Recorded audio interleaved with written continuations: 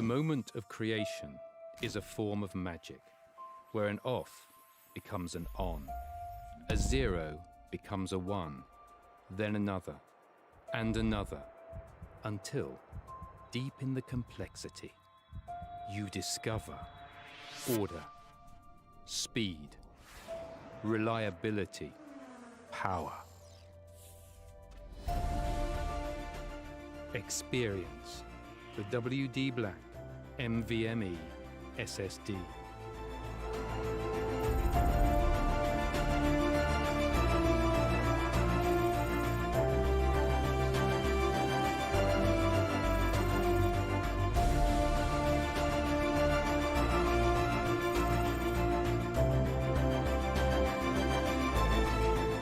Fueled by darkness. Level up to NVMe SSD performance.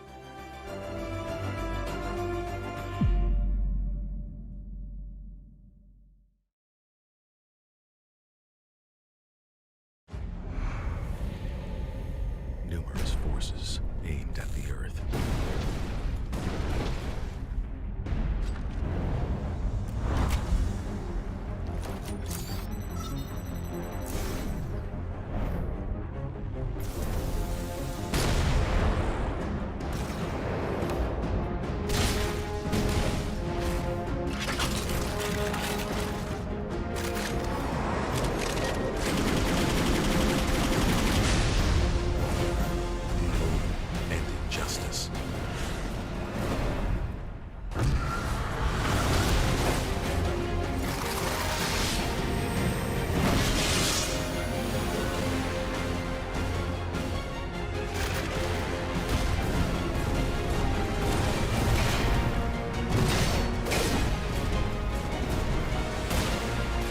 Let the glorious battle begin.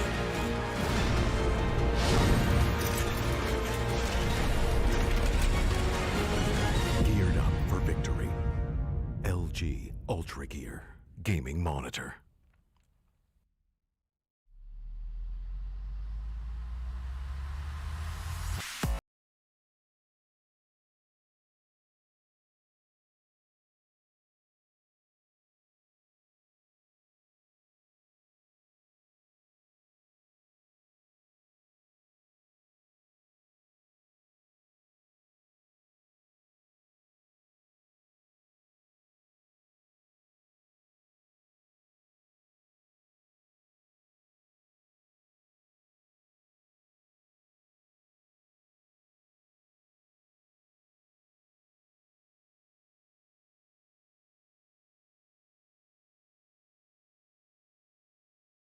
Alrighty then, ladies and gentlemen, welcome back to the LG Black, the Esports Club League for Rainbow Six Siege, powered by LG Ultragear in association with ACT Fibernet, Zotac Gaming, and Games The Shop. I am your host, Blackjack. Joining me is my co-host, Admin Foxy, as we are here for the first game of Day 2 of Division 1 in Season 2. Quantum G1 will be taking on Vector Sports on the map of Coastline. Foxy, how do you feel this fine afternoon?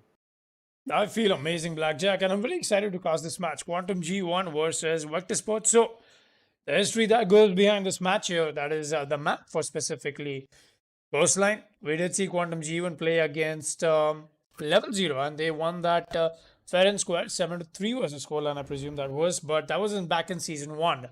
Then we had Vector Sports play out against Phoenix, and that was in Season 1 as well, but they were the winners in that in that encounter as well. 7-5 was the scoreline that we went to, and as we know, Coastline is a map where you have so much frag potential, and essentially teams winning out in terms of how good their gunplay comes down to. So today we haven't got we've actually had a little bit of a change of a roster from both these teams here. We've got Quantum G1, Sparko, EX7, Poseidon, J3, and Aniket, while Vector Sports is going to present them with Cyan, Beaver, Fritz, Skipper, and Saurabh. So a little bit of a change from both these sides, and I think that is very much necessary. All right, maybe necessary is not the fact, but that change is definitely appreciated. Can use that definitely on a map like Coastline. So much information that you need for yourselves, and so much frag potential that you need for yourselves, and more than that, the crossfires that are always the paramount priority for that matter. So, Blackjack, like I said, giving us ourselves a brief history on how this map has been played from both these teams. We did see Quantum G1 bring out a lot of aggression when they played Cosine last time against Level 0 Esports and Vector Sports. They were a little methodical, definitely a little slower than what Quantum G1 did in terms of comparison when it comes to, but in the end, they were the victors against Phoenix. So, what are your thoughts on this map as we go ahead against both these teams that have a little bit of a different play style? But Quantum G1, I believe they are a little too fast with adaptations. And how do you think this match is going to fare in all? Well, if you have to ask me, Foxy, first of all, on the map Coastline itself, it's one of the rarer maps where you don't necessarily need a hard breacher like you do in other maps like, say, Cafe or Consulate, right? Even on most sites, for that matter. Maybe if you're attacking hookah and billiards, you might want a Hibana to try and breach open the big wall with the 4 reinforcements to try and catch somebody sitting behind couch in billiards. But other than that, there's no real actual need for a hard breacher per se, which actually, changes up how teams approach Coastline as a map. You don't have to necessarily bring a Thermite or a Hibana, or, you can get a Maverick if you want to, but other than that, hard breach is more of an accessory than a necessity, if you have to ask me on Coastline. When it comes down to the teams that we have on play, as we are, okay, all right, both of the teams are ready for that matter, so we'll be moving into the game between Quantum G1 and Vector Sports right here. But if you have to ask me about the teams that we have in play today, Quantum G1, we know that they tend to play very fast and very aggressive, right? And they like to take quickly. They like to make quick takes, quick, aggressive, decisive takes. And Vector Sports, of course, a little bit more methodical. They take their time, gather intel, and execute. So the two different playstyles going up against each other is definitely going to add a level of intrigue to this match. And I am very excited to see where this goes. Definitely. In fact, me as well. I've seen Vector Sports and Quantum G1 bring out some of amazing strats. So this is what I see from both these teams and something I really admire about them as well. And look at that, a Nomad ban comes out. I think this is the first Nomad ban that we've got to see in both these seasons. Very honestly, yep, that is, actually, yeah. Division 1, this is the first Nomad ban that is coming out in Season 1 and Season 2 if we compare. So, we'll be seeing a little bit of a conversation going down in the chat, definitely, as both these teams, they've met each other on LAN, so they're just talking some stuff out. All right, we get it. As I myself was there, so I exactly know what they're talking about. But anyways, we're seeing the Maestro ban come out as well, and the last ban is going to be the Pulse. All right, Vector Sports doesn't want Quantum G1 to be playing Pulse. So much information that operator can give out. So, Jackal, Nomad, Maestro, and Pulse. We still have the Mira in play. That is going to give Vector Sports all the more room to make sure they have strategies up their sleeves. So, this is exactly what I was speaking about. Coming back to my previous conversation with you, is that both these teams, whenever I feel like they're cornered, it is something what the opponent team is doing something that is specifically designed to break this team apart. What I really admire about both these teams is they always have something up their sleeves. They always have adaptation for themselves. It doesn't matter what unorthodox operator they bring out on board or what kind of play style that they adapt to. It's always been quick from both these teams, and that is what has kept them on the top of the leaderboard. That being said, we're seeing the operator picks come out from both these teams, and quite interestingly, we'll be seeing a Dokkaebi being played out from Poseidon. So, that being said, let's take a quick look at these rosters once again, as we were on the waiting screen definitely before the match started. And so, Cyan, Beaver, Ritz, Skipper, and Saurabh on the side of Vector Sports. And Sparko, EX7, Poseidon, Jitri, and Aniket we've got on the side of Quantum G1. Looks like definitely a noob won't be joining us today from the side of Vector Sports, as I don't know, maybe he's just sipping on his lassi, or probably, and it's just a internal joke I think that goes around. But anyways, coming back, we'll be seeing Skipper. He's running the Legion, while Ritz is going to be on the Vigil. Beaver is going to be on the Mute, and Cyan on the Valkyrie. A lot of intel denial as well as intel gathering coming in from the side of Vector Sports here, as Ritz making sure he's establishing some good bullet holes for himself, as we'll be seeing a little bit of a roam downstairs that is going to be extended. Oh, look at that, 4 people downstairs, while the side is going to be Hookah There's Beaver all alone. Don't leave the Beaver alone like that, my friends. Seeing Cyan, Skipper, both the I'd say both the Intel trade-off operators that are situated a little towards the reception area. Saurabh is going to be on the Jaeger. Ritz is downstairs as well. And it's only a matter of time till I think Quantum G1 realizes there's nobody playing downstairs. But look at this. The challenge comes in from Jittery. He's going to be on the office door. But where's the rest of the attack? Where are all of these people? Poseidon is going to be on top of Hookah. EX7 is going to be near the white window. All right. Aniket is going to get himself a kill, a very early one for that matter. Cyan is going to get taken out, and that is the Valkyrie of the board. I think that was around the main reception area. He got himself that kill. Was that? Yep, look at that. A really nice peek comes in from Aniket there. As a trade is in place, Ritz trades off with Jittery, and really nice play from both these players. As it looks like the action is going down somewhere in the downstairs. Now that the buck has been taken care of, the Beaver can sit safe in his place here into pink bar. But definitely Aniket's X-Virus is going to shake him off a little bit. Ritz. Oh, right. That is Saurabh who's going to get taken off. As usually I see Ritz playing the Jaeger when it comes to Vector Sports. But coming back here. A 4 versus 2 still. Not in the favor of Vector Sports, definitely. Beaver has to go aggressive here. He has to get himself a kill. But no, Aniket is going to shut him down. It's all down to Skipper. In a 1 versus 4. Poseidon is going to confirm that kill. Oh, look at that. A double kill comes in from Poseidon. But it won't matter. Excuse me, that'll be from Skipper. It won't matter as EX7 is here to finish him up. And Quantum G1 gonna win round 1 here. A really good start for this team on attack. And just as we know, Coastline is a little too attacker favored. But then again, really nice play coming in from them, and that is what is going to put round 1 on board as we proceed to round 2. So, Blackjack, any thoughts on how the last round went off? Well, given what we saw in the last round from both of these teams, I have to say well played to Quantum G1 for taking the first round, of course.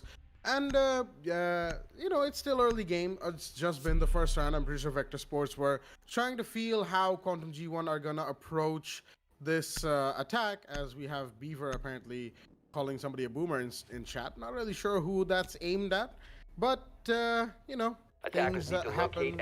Rainbow Six chat is always lively with some interesting comments. And with that being said, we're going to be moving on to round 2. Once again, the site is Hookah Billiards from the side of the defending team, Vector Sports. And they definitely want to get this second round for themselves, because round 2, you know, it's just as important to take round 2 as much as it's round 1. As long as you get that first round on board nice and early to make sure that your opponents know that you are not here to mess around.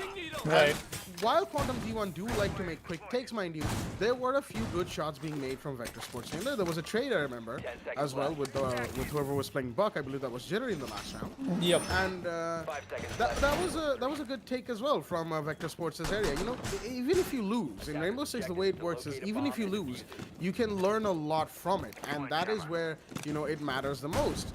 Taking the best.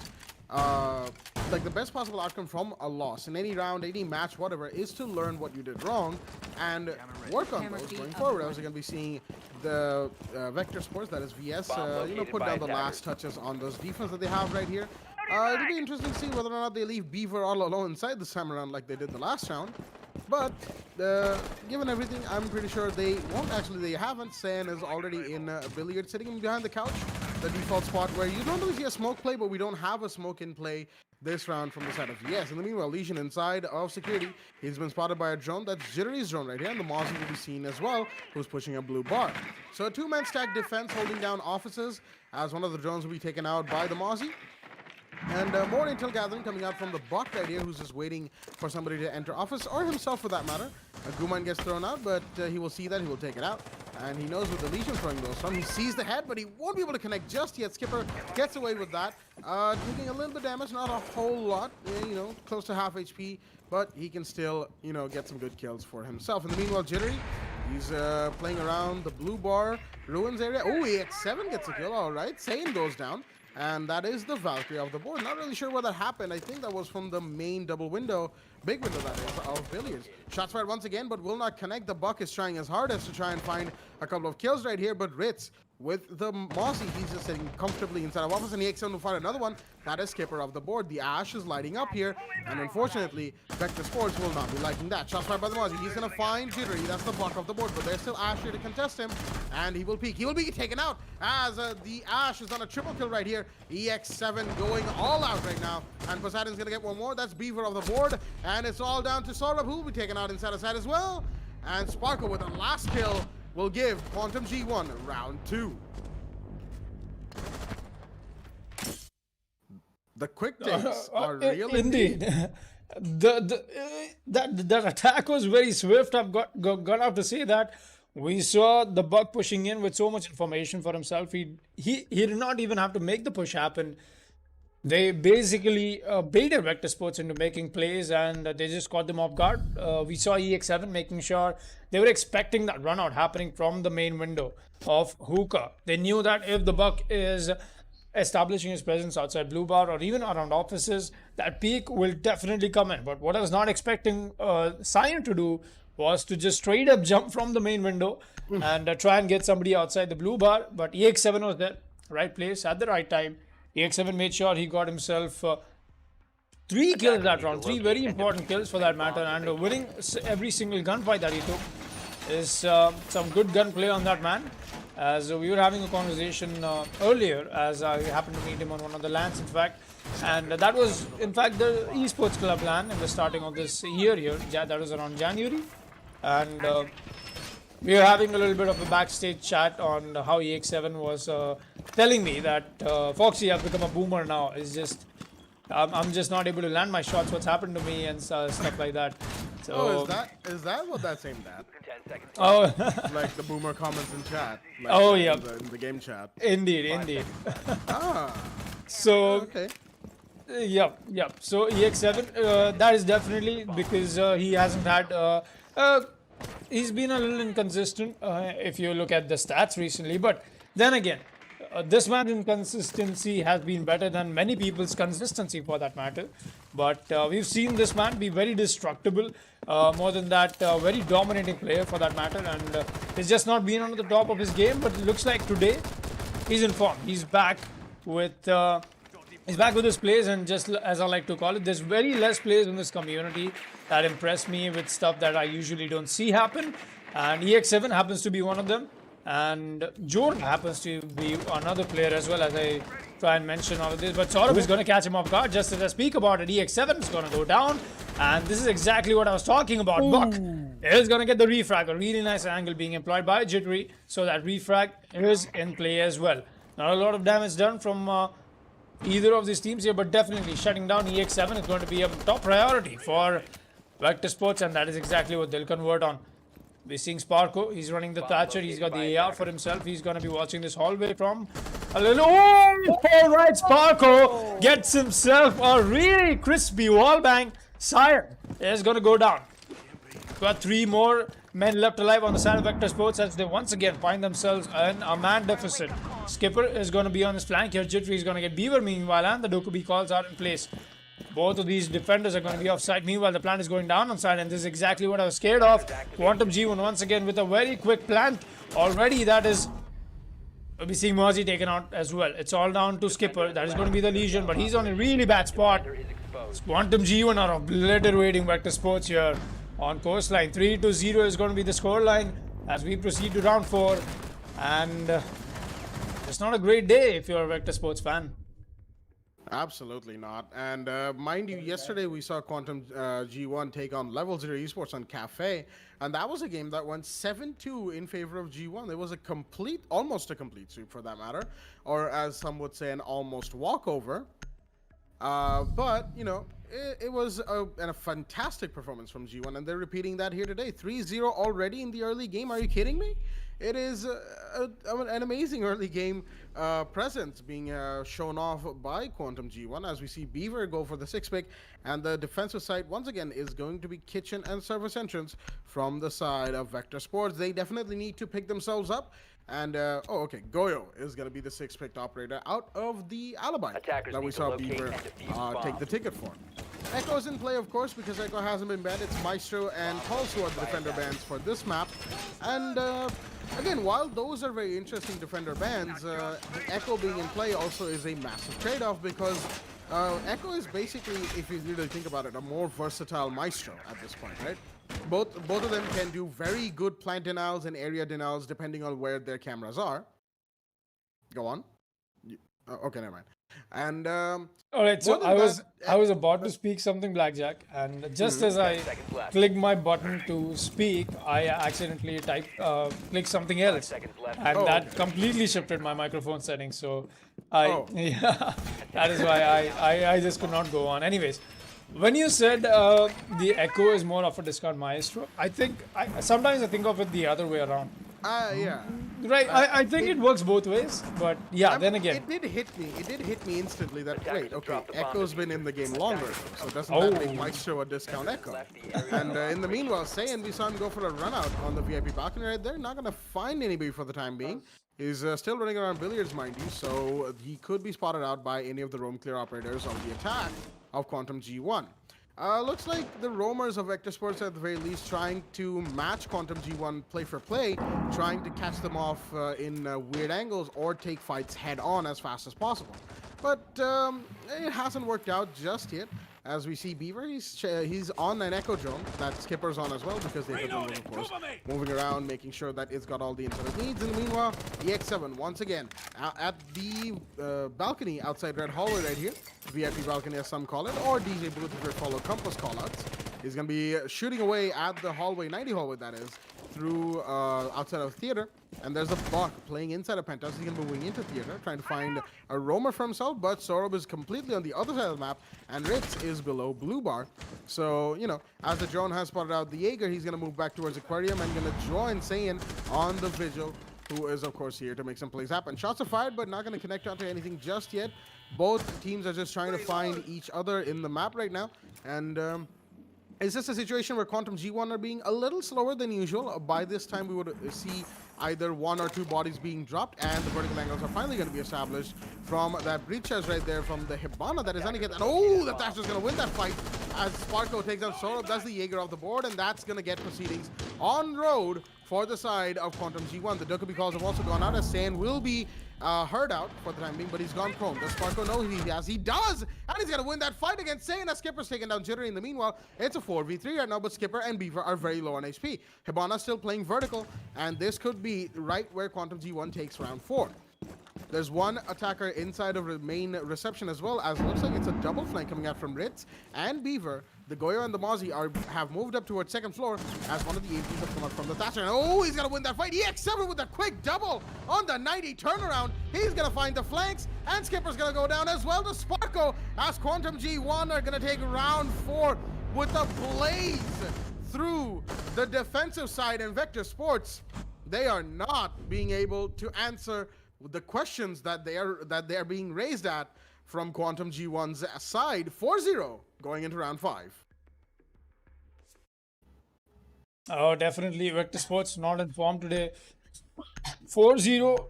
All right. One could argue. All right. Coastline is attacker favored map. Definitely, Quantum G1 is getting the maximum rounds on board for themselves. But this is not the Vector Sports that we've seen before. Definitely not. 4-0 is not what I was expecting going into this match here. I was expecting it to be a little bit of a neck-to-neck fight, but look at this. I'm seeing the even distribution of kills coming in from the side of Quantum G1 as well. Almost everybody putting in equal amount of effort. While we see a little bit of oversaturation coming in from the side of Vector Sports as the site or the kitchen not work out for them. We'll be seeing them shift back to Hookah, and for that matter, no site has worked out for them so far. Definitely Penthouse. Actually, we didn't see them go on towards Blue Bar, did we?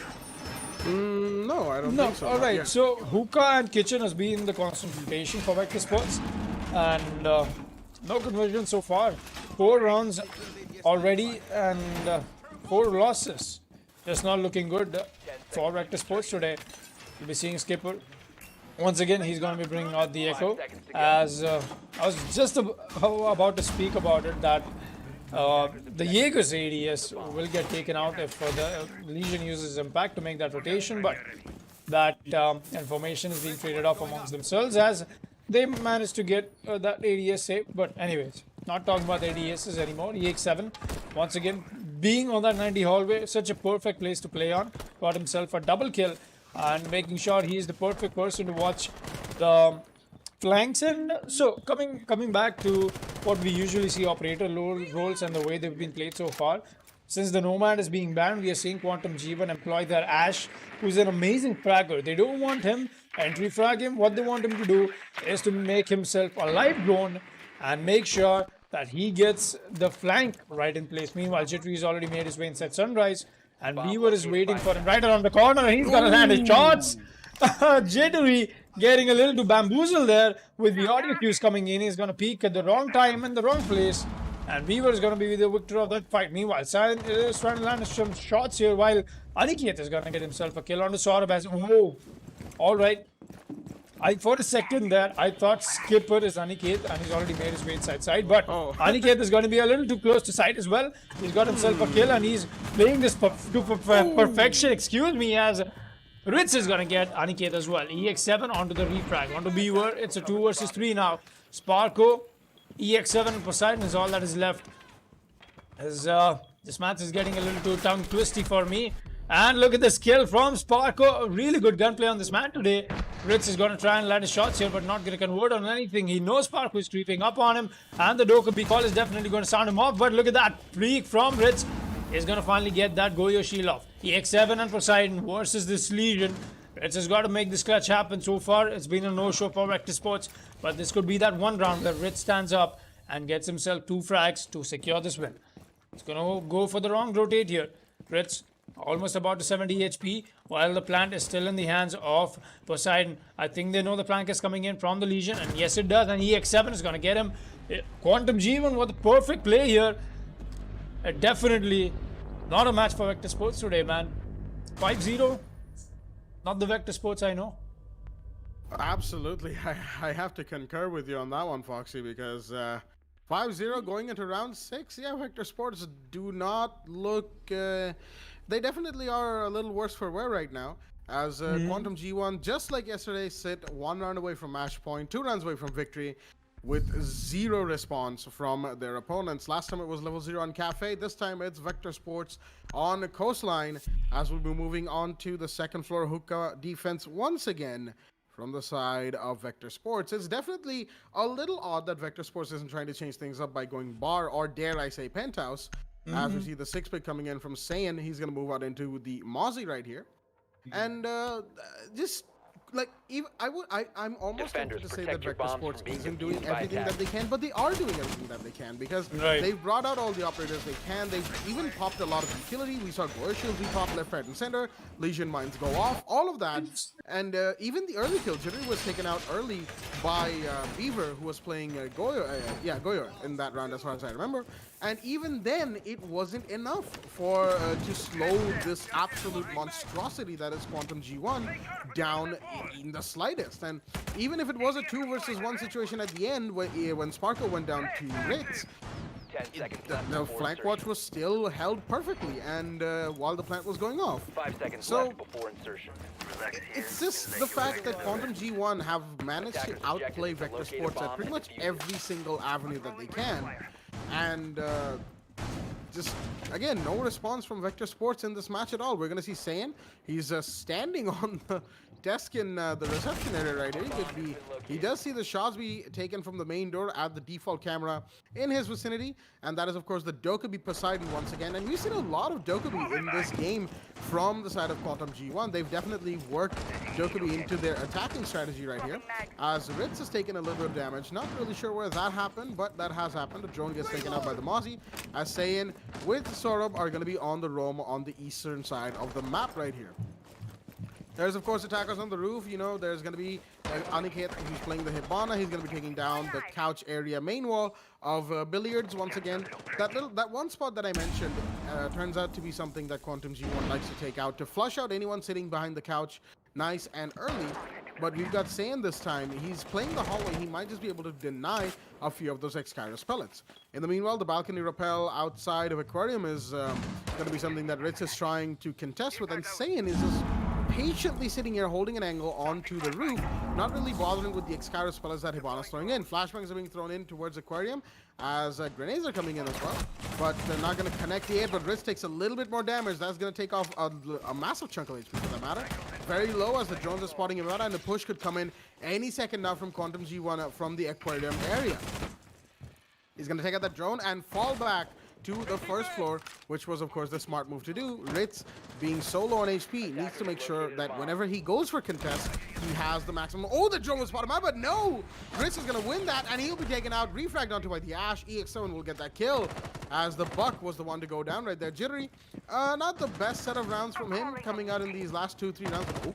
Okay, EX1, careful. Don't lag out on us right now, as the match is, this round particular, is heating up right here. Round 6, 5-0 to Quantum G1, and they want to make the plays happen. Sparko's going to take down Sorab, and that is the Jaeger of the board. The Carbine will no longer be available for those flank plays. A gas canister from Smoke goes out. He's going to be using his Toxic Babes to try and, at the very least, delay for his team, and he should be spotted right here. No! EX7 was just staring at that area where Beaver is playing.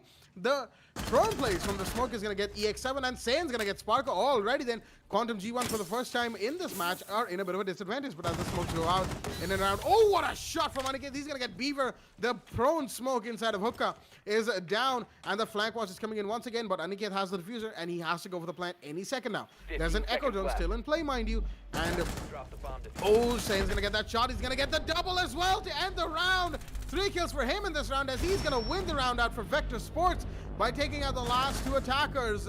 And Vector Sports finally answer back to Quantum G1, winning their first round on round 6. And with that, we'll be moving into round 7. The role swap is in play right here. 5-1, still in favor of Quantum G1. Oh, Saiyan's gonna drop the no 7-0 today in chat as well. Oh, you had to do it, didn't you, Saiyan?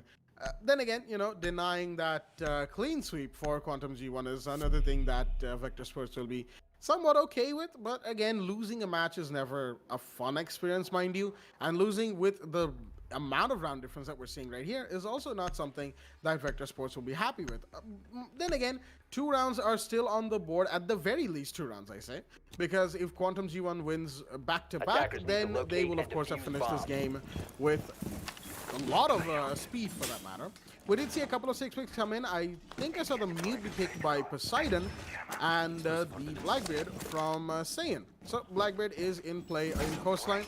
He's not banned. It's Jackal and Nomad who are the attacker bans right here. Once again, very good set of bans. Outside of Jackal, you know, we always see the Jackal ban, always see the Spanish operators be taken out when it comes to Coastline, and we're gonna see at the very least Mira unbanned but not in play.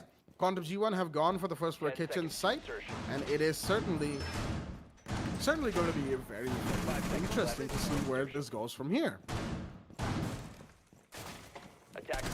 As we move into action phase for round 7, we have Jittery going for a bit of a reinforcement in the office wall facing towards Blue Bar. Okay, interesting place to put a couple of reinforcements on, but maybe they want to hold it down with a little bit of security as to if anybody's pushing through Sunrise. And oh, the shots come out from the defenders. The run out from the EX7 is going to find 1. Will he find 2? No, he won't just yet. But Ritz is solo on HP, peeking Ruins right now. He's going to be thrown in.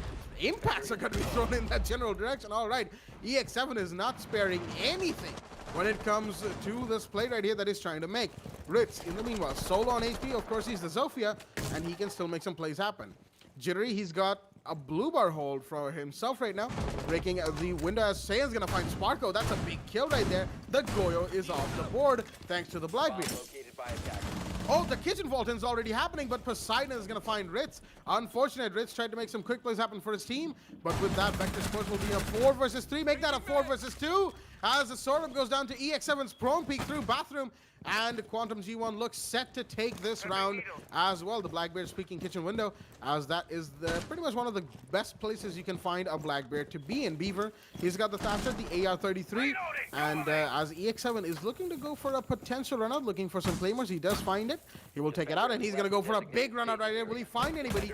Not just yet. Both the operators are, of course, out in Sunrise entrance, and as Blackbird's going to be busy joining. Oh, just a little bit to the right, Beaver. Just a little bit to the right. Oh, that is so close.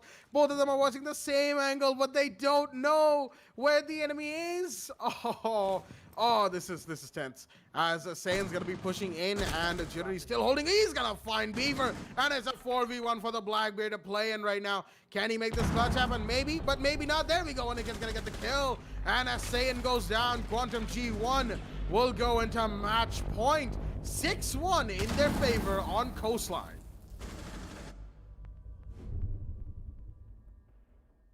What are we even seeing here? This is almost a shot-for-shot repeat of what we saw yesterday on Cafe Dostoevsky. And, I mean, it's just the Quantum G1 show. It literally is just the Quantum G1 show. And they are not stopping at any cost right now.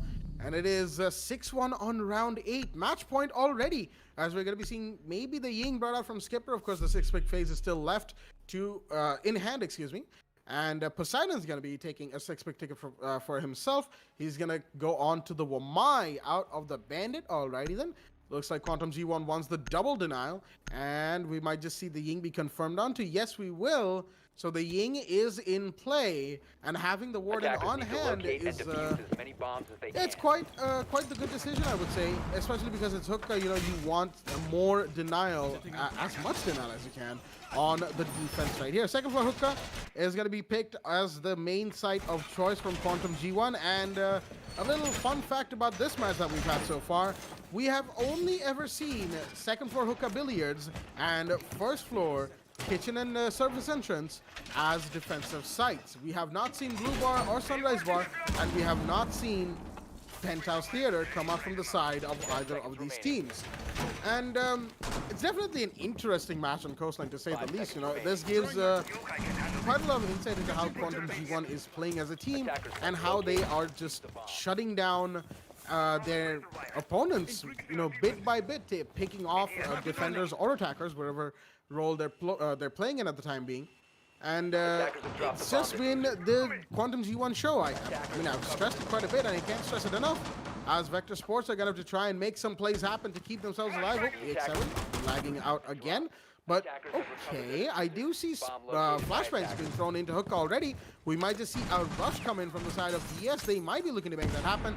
They've got the Capita, they've got the Ying, they've got Zofia, they've got all the amount of throwables they need, as Ritz is going to take down Sparko. That's a big kill. The Goyos of the board once again. But will that matter? We've got Blackbeard playing on the Hookah window. This is, of course, one of the key positions that a Blackbeard can hold. And there we go. The Ying Candelas are being thrown in. The smokes are going out, but no! It's going to be denied instantly from Aniket. Who's going to get Skipper and Ritz right here. The Echo is absolutely insane. As he shut down 2, he's going to get a 3rd. And that is a triple kill for the man himself. The plant is still going down, mind you. Sorab on the Captain will be able to get it off. And he's going to be team killed. Oh, no, Beaver. He's going to end up taking out the planter himself, as it is all down to Beaver to try and redeem himself in a 1v3 situation. He's got the... Oh, he gets the hammer out. But no, to no avail. Aniket's going to get a quad for himself, and the counter defuse to go off, as Quantum G1, with that extreme scramble at the end, will win round 8, and Coastline 7-1.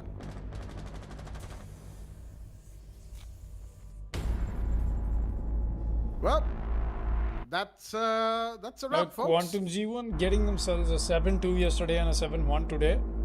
Man, they're definitely putting their points on board. Aniket is going to be the MVP of this match, and just amazing play that we've got to see from them. So, absolutely. Anything you have to say, Blackjack, towards the end of this match? I mean, closing thoughts, I will just say this. Quantum G1, fantastic plays, and Vector Sports, unfortunately, better luck next time. I believe this makes their second loss in Division 1 so far, because yesterday we saw them unfortunately lose to Reckoning Esports 7-5 as well. So yeah, they're going to have to put their rounds on board, their matches on board really quickly, unless they get sent down to the bottom of Division 1, which of course they wouldn't want. But with that being said, that's going to be it from myself, Blackjack, and my co-caster, Foxy, as we are just about done with the first game of today. Quantum G1 are your victors, 7-1 on Coastline to them, and we'll be right back with the second game of today Level 0 Esports taking on Phoenix. Stay tuned.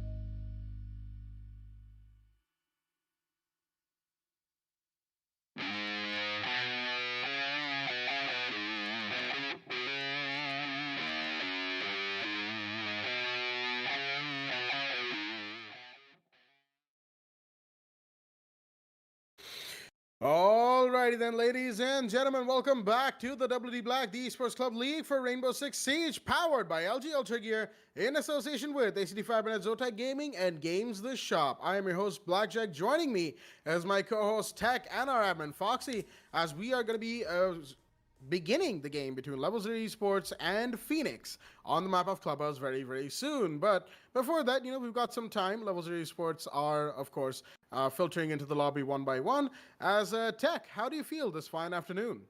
I'm good. Not afternoon. It's evening for me. But it's been a good weekend. It's been a good Sunday. Just quarantining myself, staying home, and getting my games on. Absolutely. How's it been for you? It's been just as good for me. I woke up a little late today, Sunday, Sunday sleeping, as it were. Yeah. And just I'm here. I haven't really gotten that much time to do a whole lot today. I hope to get a few more things accomplished by the end of the day, of course. But that is besides the point, because we are here between for the game, between Phoenix and Level 0 Esports Clubhouse.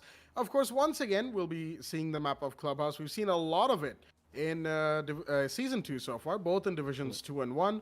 In fact, Clubhouse came out twice yesterday, once between Reckoning Esports and Vector Sports, and once between Demos Force and Phoenix, where, unfortunately, Phoenix were the victims of a complete washout. Demos Force took that map 7-1. And coming back to Level 0 Esports, they didn't have much of a better time either. 7-2, they lost to Quantum G1, whom we had a game with just a little while ago. So, Tech, I'm sure you've seen the plays that have been coming out, the matches that we've had in Season 2 so far. How do you feel that this WD Black, the Esports Club League for Season 2 has been going forward? Any thoughts on it? I've casted, I believe, just one match with Foxy the other day for Division 3. Division 1, again, these are the top cream teams of our region, and you'd expect the best plays from them, and that's what has absolutely been happening.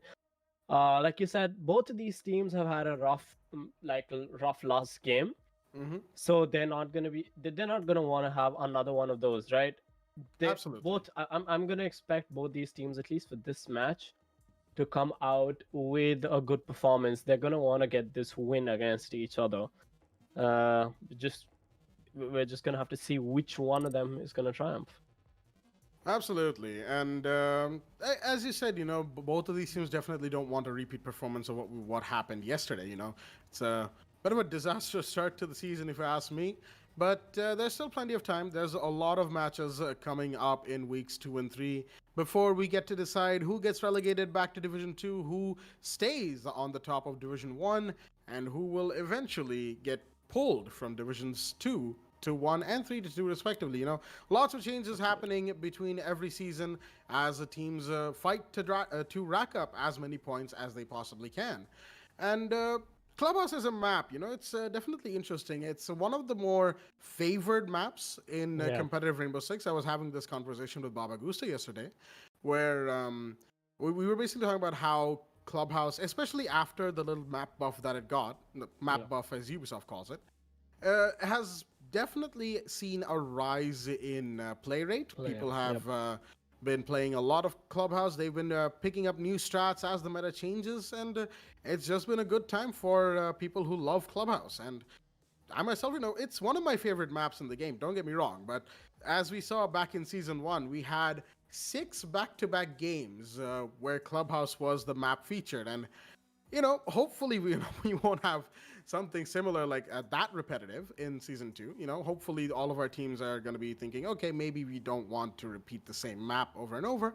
But again, it just speaks to how good Clubhouse is as a map, Clubhouse, well, it used to be a favorite even before the buff. It was played quite a lot. But when when they had that ESL pool with maps being shoved out of it, and that's when Ubisoft realized, well, they've got to fix the maps that aren't very competitively balanced. And after, like you said, the map buff, this map has been one of the most stable maps in our pool, and it's just been one map which is purely skill based. Like the site with what they did with the top floor for this map is just amazing. It just balances the whole map out so well. Mm-hmm, absolutely. Especially adding the little construction room where there once used to be just a terrace gap. That was a game changer For for Clubhouse as CCTV a at map. least. Mm-hmm. But for CCTV and for Gym Bedroom, we've Yeah. seen Gym Bedroom as a site come out quite a bit, especially yesterday. We saw opening sites on both matches be Gym Bedroom, which was very, very interesting indeed. And as a map, But Clubhouse just, I mean, if anything, there's just one thing that the map buff didn't do, which was make bar and stockroom a stocks, okay, viable yeah, site. true. Unfortunately, we don't see anyone go there at all. Almost all maps in Siege have that one site, which which is just not viable for defense. And but that has to be balanced out by enough sites being there, like being there in the map to be played. Like we have 3 sites in this map, which you can argue are playable. Like you just said, even bedroom and gym have become like opening picks, and that's just the beauty of Siege, where like even 5 years on the 5 years later onto the game, you will discover new ways to play a site, play a map, which will just totally shift up on how it works out for defense or for attack. Absolutely. And with all of the changes that Ubisoft is bringing to not just the way they bring operators, but also the way they're shifting how they look at balancing going forward in year 5 and 6 onwards. We've seen the roadmap, we've all seen the invitational reveal panels, and it just makes the game all the more exciting. Now Ubisoft is not afraid to even go back and change legacy operators. We saw Jaeger get a massive nerf to himself. I mean, I say nerf. Jaeger's pick More rate of a would, balance. would argue otherwise. But a lot of people don't agree with Jaeger's so-called nerf. That's just because Jaeger's like the problem with Jaeger wasn't really his speed to say, but it was more of his gadget, right? And like that's what a lot of people in the community internationally have been requesting Ubisoft to work on, and not focus balances on secondary features of the operators. Just focus on their true primary gadgets. Even with the whole fiasco with Ying, where she was just made like god awfully strong, everybody said that that's not how you go about it. You work out on how you can make her gadget work differently than to give her smokes, take her smokes back. Like a good example of that would be Glaz, where they figured out made him a stronger operator based around changing his ability up, where he got the thermal scope. Originally it was just like any other ACOG with a red tint and a single fire gun, but they made that thermal scope a thing, and that was a very good example of how they can work on the OG operators, giving them a new just a new fresh take with their gadgets. Absolutely. And given the current meta of Rainbow Six, giving Jaeger a speed change, it definitely hasn't affected him at all, because that's not the issue that people have, as you said, with Jaeger as an operator. It's mostly comes down to his primary being so powerful and his gadget being oh so useful that it makes him a must pick in the current attacker meta. Everybody's got a projectile, everybody's got a throwable, and you need to have either a Jaeger or a Wamai, or in some cases both, to try and counter everything that the attackers are going to be throwing into sight. And, the example you brought up with Glass, we saw him get the thermal scope, which, buffed him just enough to make him a great operator, Well, but actually, not...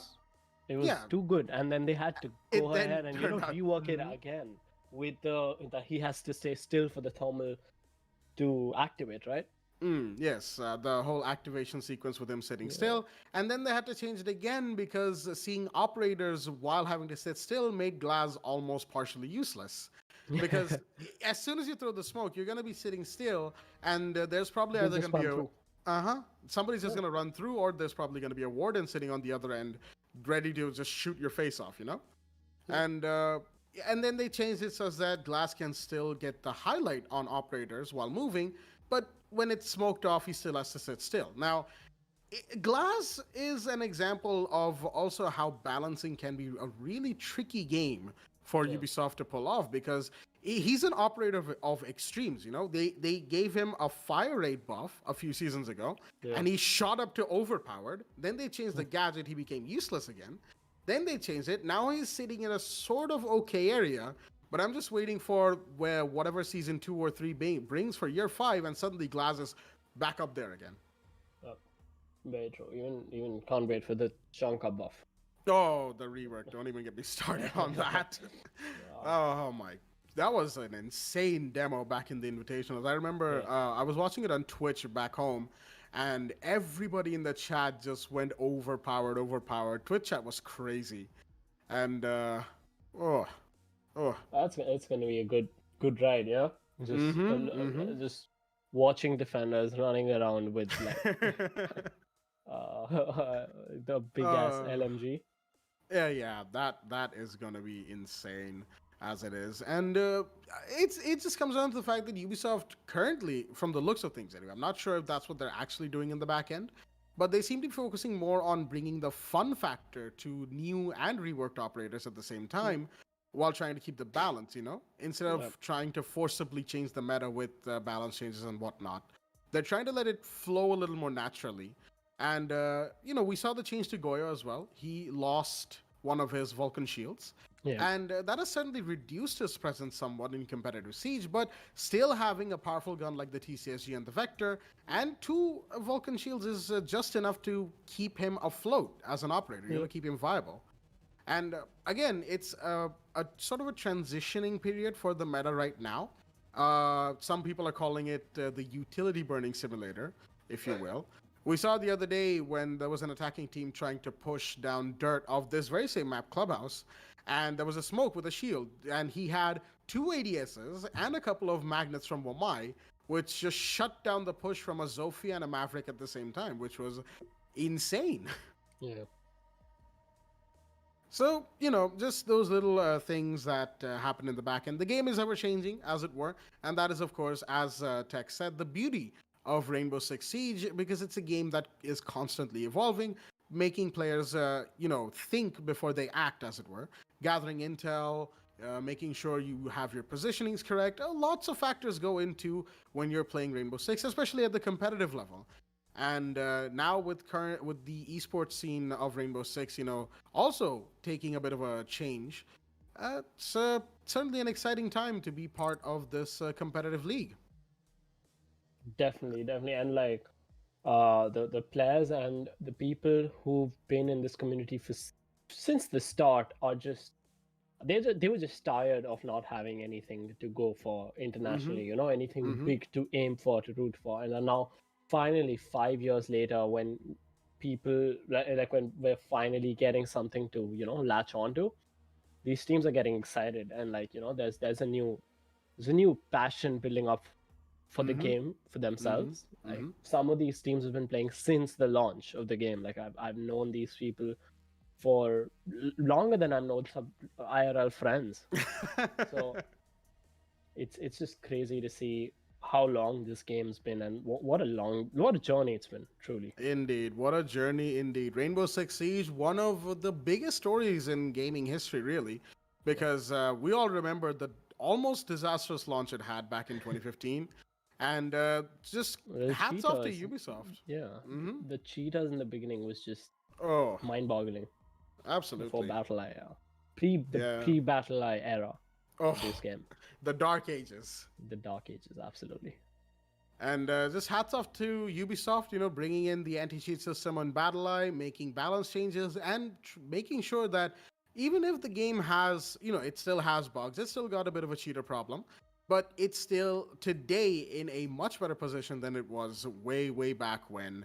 And it's an exciting time to be a part of Rainbow Six competitive esports, as a caster, as an admin, and especially as a player in recent announcements that have come out.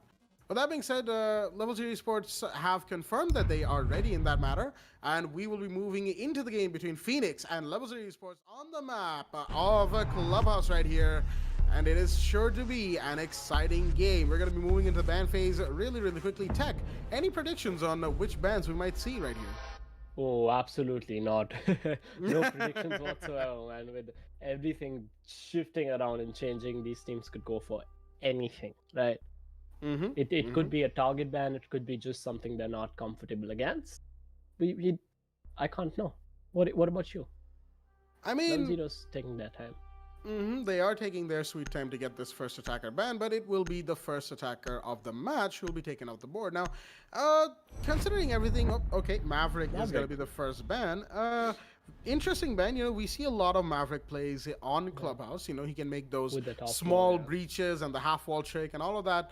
All of that things that Maverick can do, it only makes sense for him to be taken out, especially on a map like Clubhouse. Maybe more so here than other maps in Rainbow Six's competitive pool. Second attacker ban coming up from Phoenix is going to be the Capitao. We've seen a lot of Capitao bans lately, primarily because of the sheer amount of utility he can bring with 2 firebolts and 2 smoke arrows. And let's be real here. Zofia and Capitao.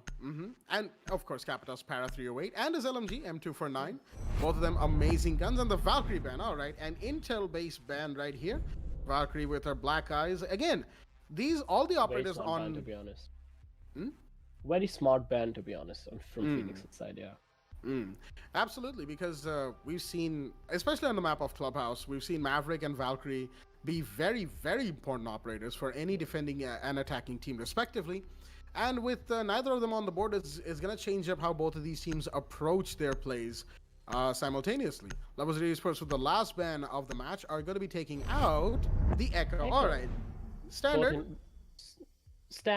Echo is just too powerful. He's an intel op and an entry denial op, so it's just Echo is just a very popular ban. But Valkyrie, Valkyrie with the sheer size of Clubhouse. Clubhouse is one of the bigger maps in the pool, and Valk is very important for defense in bigger maps to get a good picture on where the operators are and just core intel, all intel, and as soon as you deny intel in this game, you have an upper hand. Indeed. And that, of course, makes Valkyrie a very smart ban. But with that being said, the ban phase is, of course, done. Maverick, Capitao, Valkyrie, and Echo are the bans for the map. And we're going to be taking a quick look at the rosters for both of these teams right here. From the side of Phoenix, you've got True, Hypertushy, Shot, Nyx, and Infernus.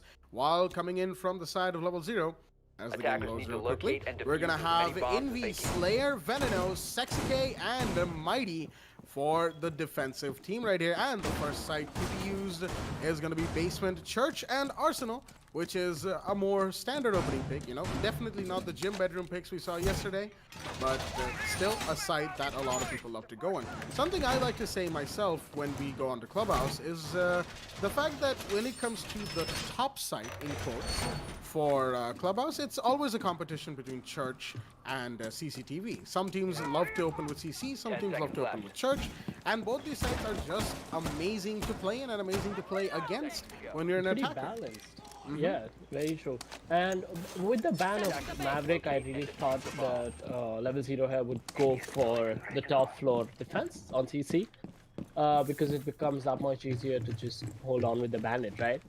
But bottom, again, going bottom isn't a bad call because you're just throwing the attackers off. I'm pretty sure they would have been expecting a CC push as well. Absolutely. And Phoenix on the attack, of course, they've got to be careful first and foremost of the roamers. We know how dangerous Level 0's roam game can be on the odd occasion.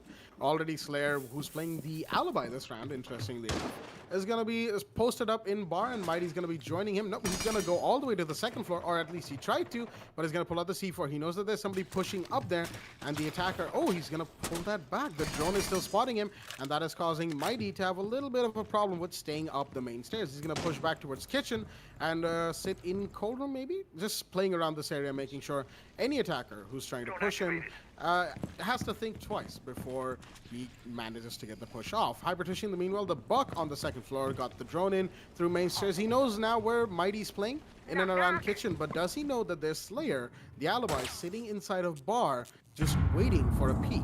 The default cam was broken by another attacker on the main door, who's still running, but no, Slayer doesn't know that there's one on main stairs. He's gonna be taken out, but the refrag comes in from Hypertushy. He's gonna finish with the C4, and that is Mighty off the board. Excuse me, Mighty taking Hypertushy off the board as more shots are fired.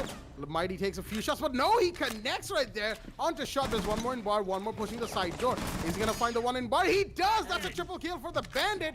True is off the board, and Phoenix trying to take a Bandit out is unfortunately gonna be facing a 4 versus 2.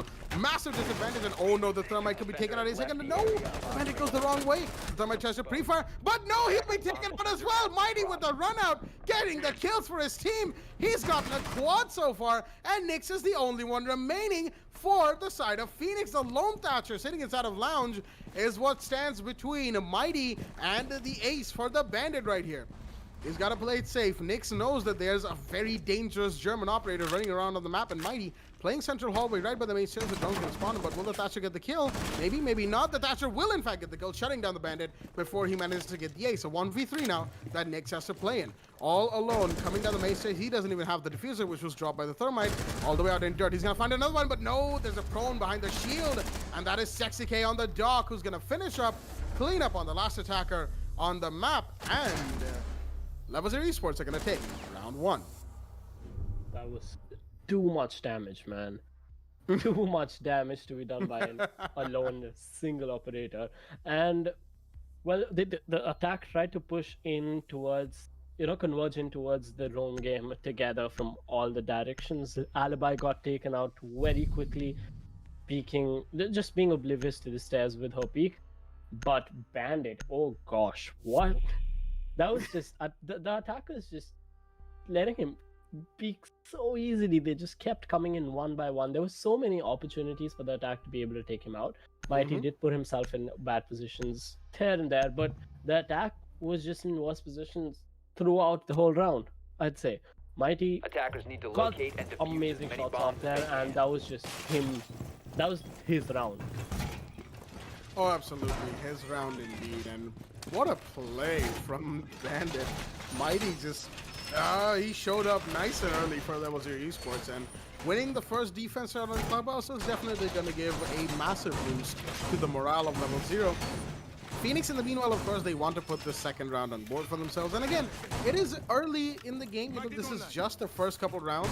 And it's almost impossible to say what could happen from here on out. We might see Phoenix pull off some sort of insane play that wins them the entire game. Or we could see overtime from both of these teams as well, Early gaming teams is very hard to predict from. And it's certainly going to be very interesting to see how both of these teams combat what they're doing in the game. A spawn peek from the dock is going to be shut down in the meanwhile, as Hypertushi will in fact get the kill. He took a little bit of damage, but the MP5 will not support Slayer in that endeavor. He's going to be off the board nice and early, and that's a big kill, mind you. Level 0 have just lost their only ACOG operator. Also a pretty impressive kill, considering that Zofia was just running a reflex. That was a 1x side. And the dog the dog's not going to be happy about dying out so early in the round. Again, you deserve to be shut down like that when you're going for spawn peaks, man.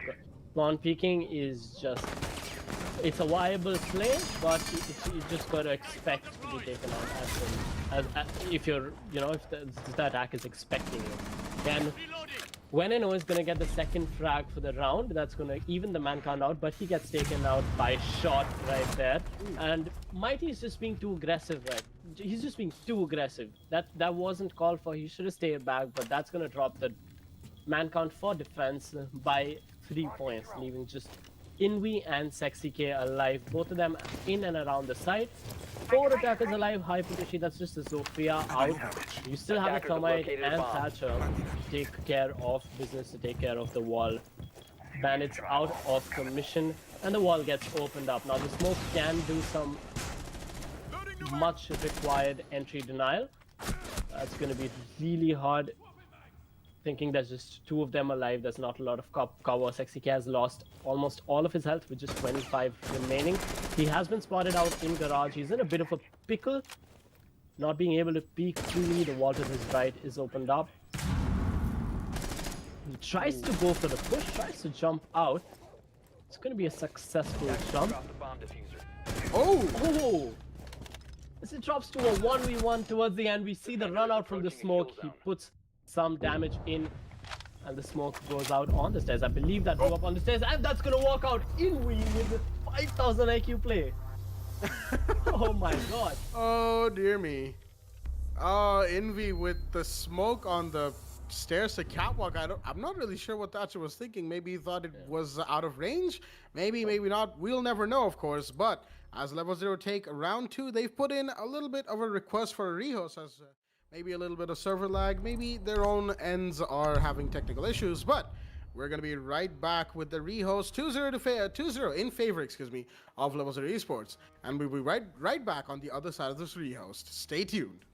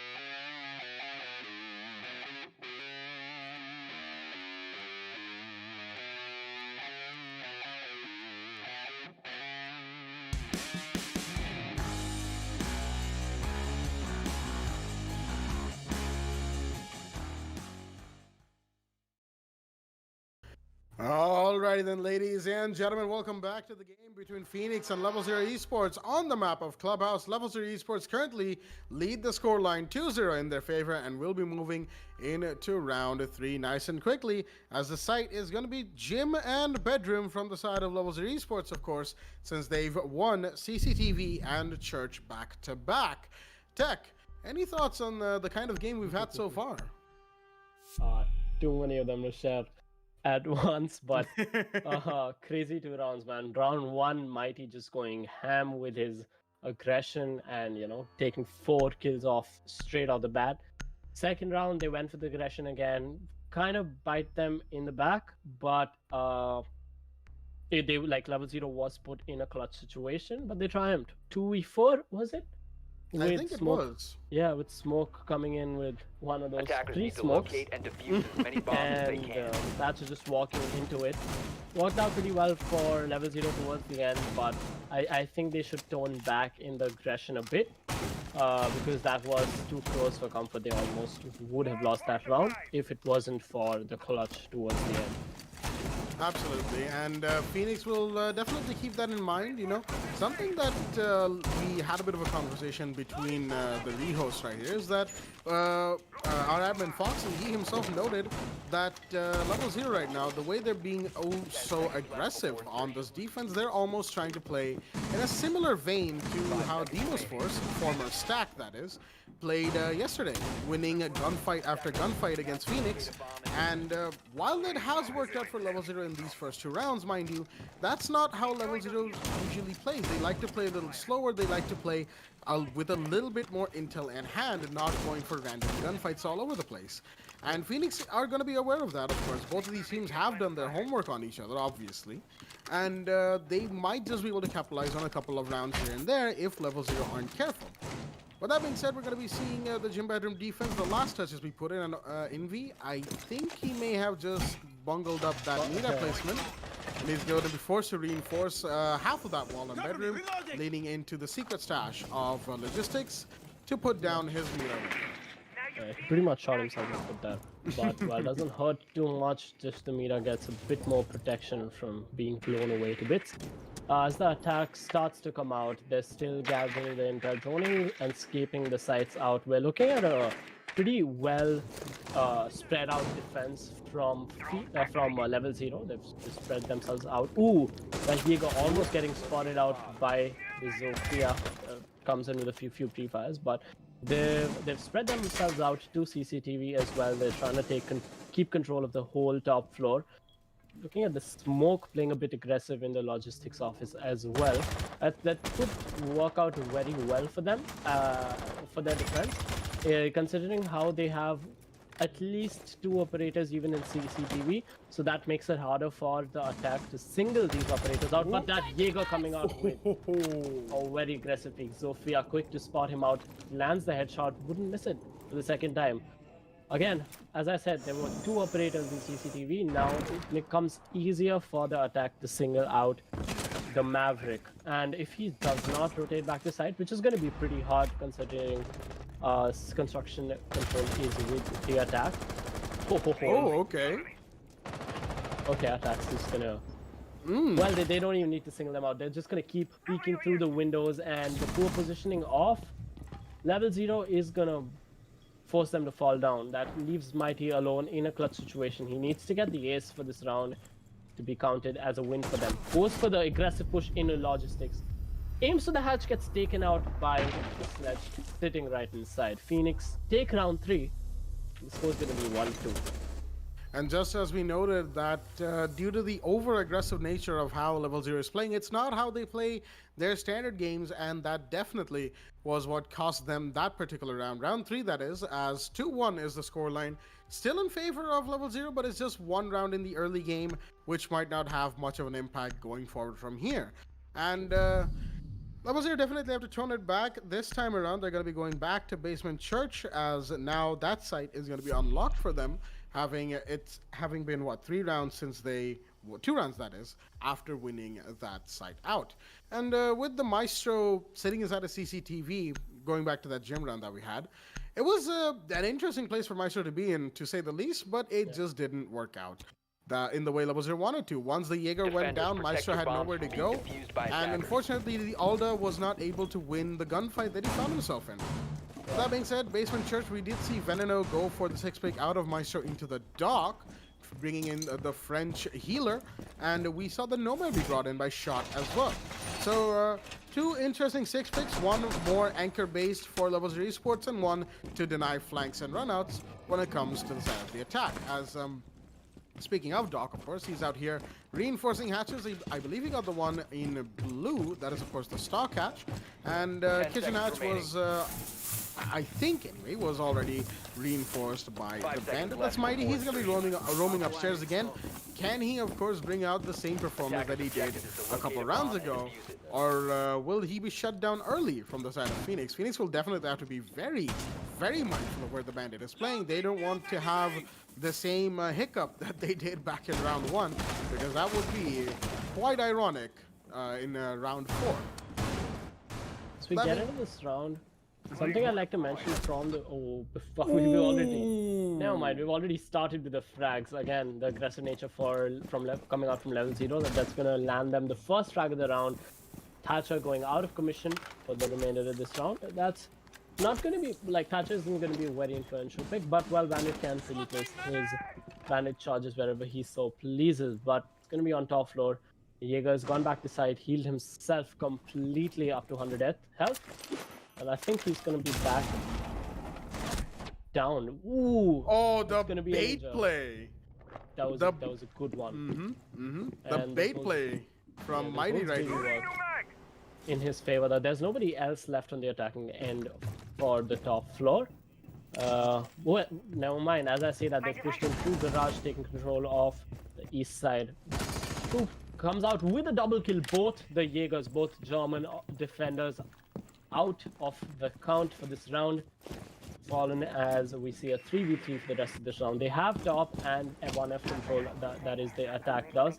And all they need to do is come out with their push downstairs. They still have 2 hard breaches. They can go ahead opening all of those hatches up. Come in, even with the construction push, if they so please to. They still have the time to do it. 1 minute, 20 seconds left on the clock. But the defense has placed themselves in pretty good positions to be able to hold this out.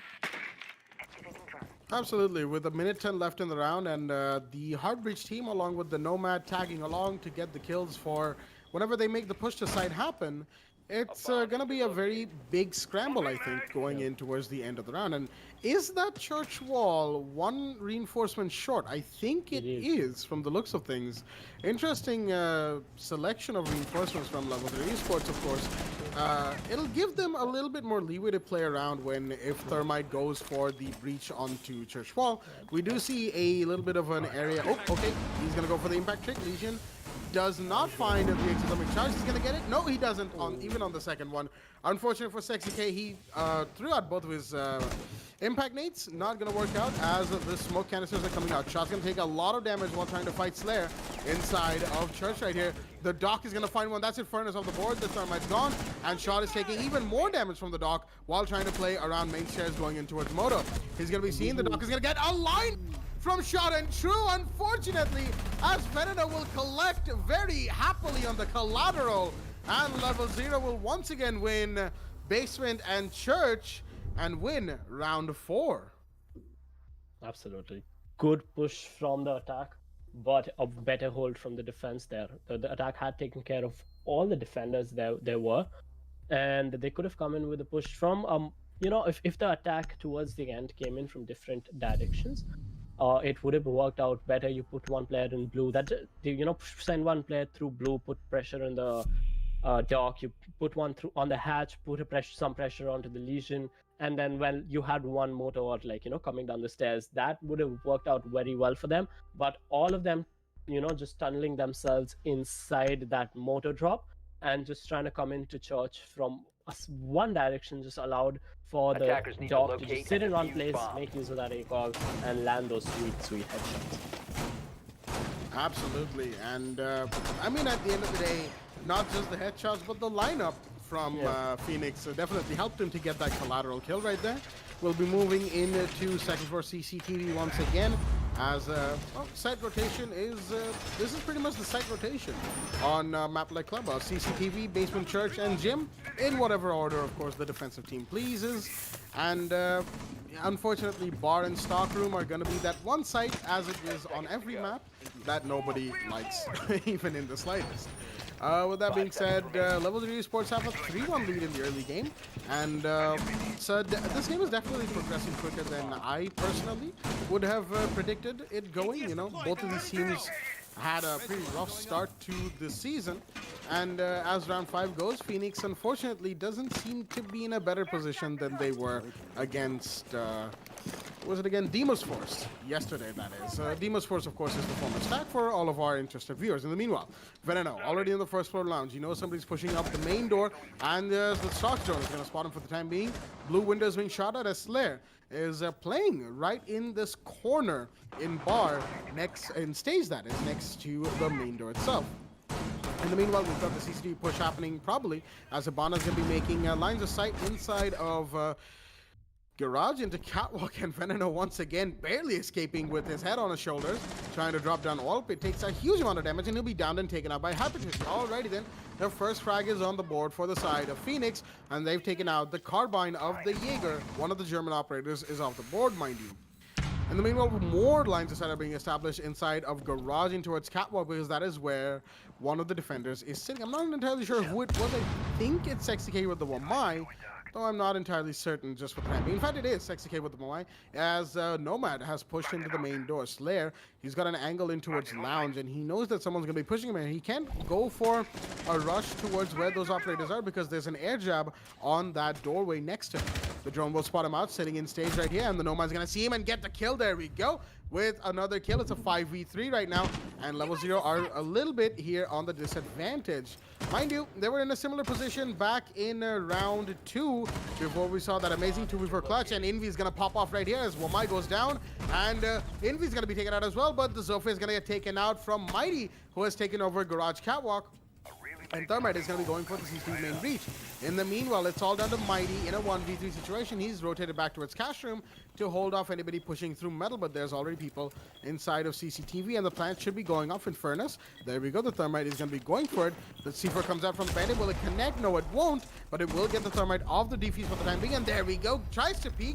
Unfortunately, Nyx is right there outside on the balcony area to take down the bandit, who was going to go for that denial, and Phoenix are going to take round 5.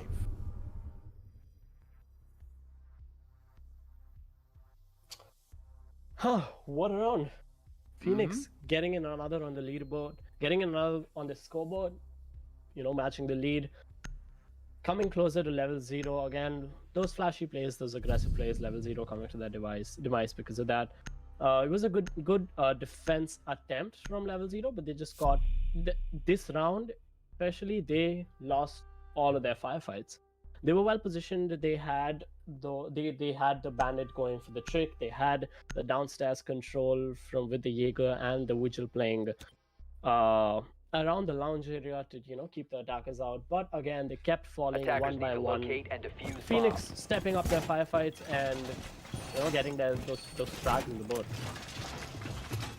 Absolutely, and obviously when it comes down to it, Level 0 playing a little bit more aggressive than usual, depending on getting those frag kills, taking Phoenix down one operator at a time, means that Phoenix are going to try and answer in kind, and they have managed to put 2 rounds on the board for themselves, which obviously gives them a better advantage.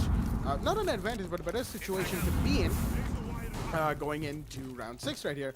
Of course, we're just 1 round away from the role swap, which means Phoenix will be going into defense very shortly, and Level 0 on the attack, which is going to change things up drastically. Now, the ideal position for Phoenix, of course, would be a 3-3 equalizer going into role swap. That way they can basically start from fresh, start from scratch, and get their defense in line with how they want it to go.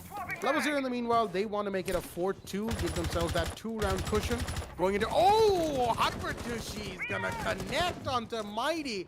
with the distance blazers rappelling up the western roof, trying to break the window CCTV, and he's gonna catch the bandit running around inside of site itself, and that's a big kill. Mighty, he can pop off indeed for Levels of Esports, and he's gonna be off the board.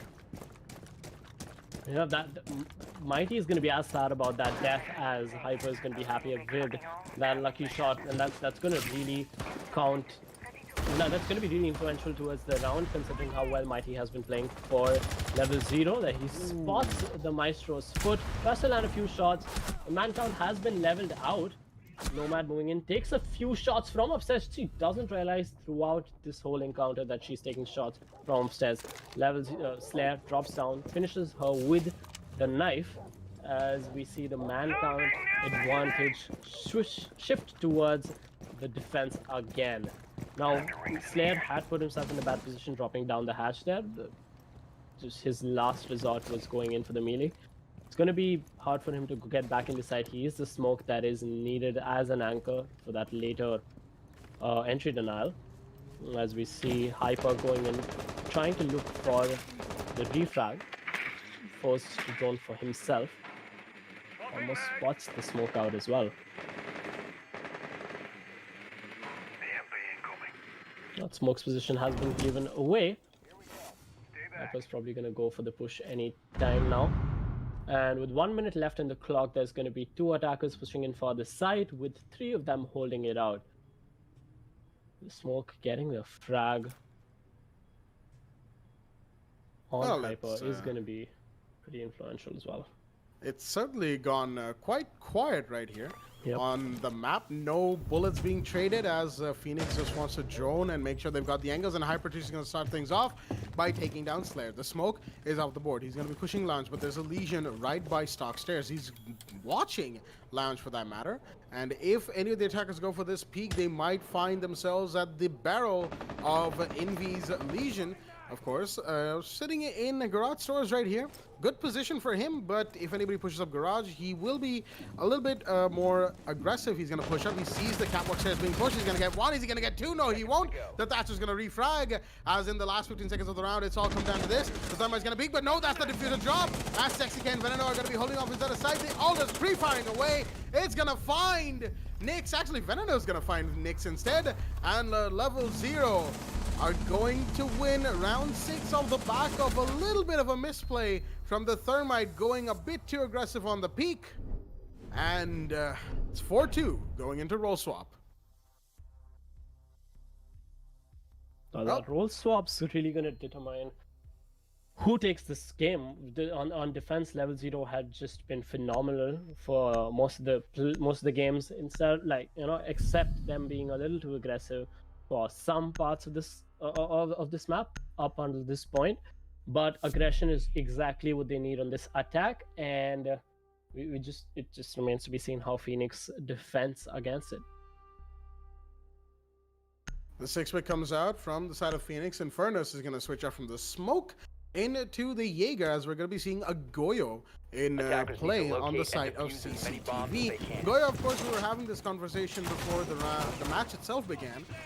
He saw the change to both his one of his primary weapons, that is the TCSG, got a damage nerf and a mag increase, and one of his shields was taken away. Even then, Hypertician playing the Goyo right here. It's going to be very interesting to see where he puts down his 2 Vulcan shields, of course.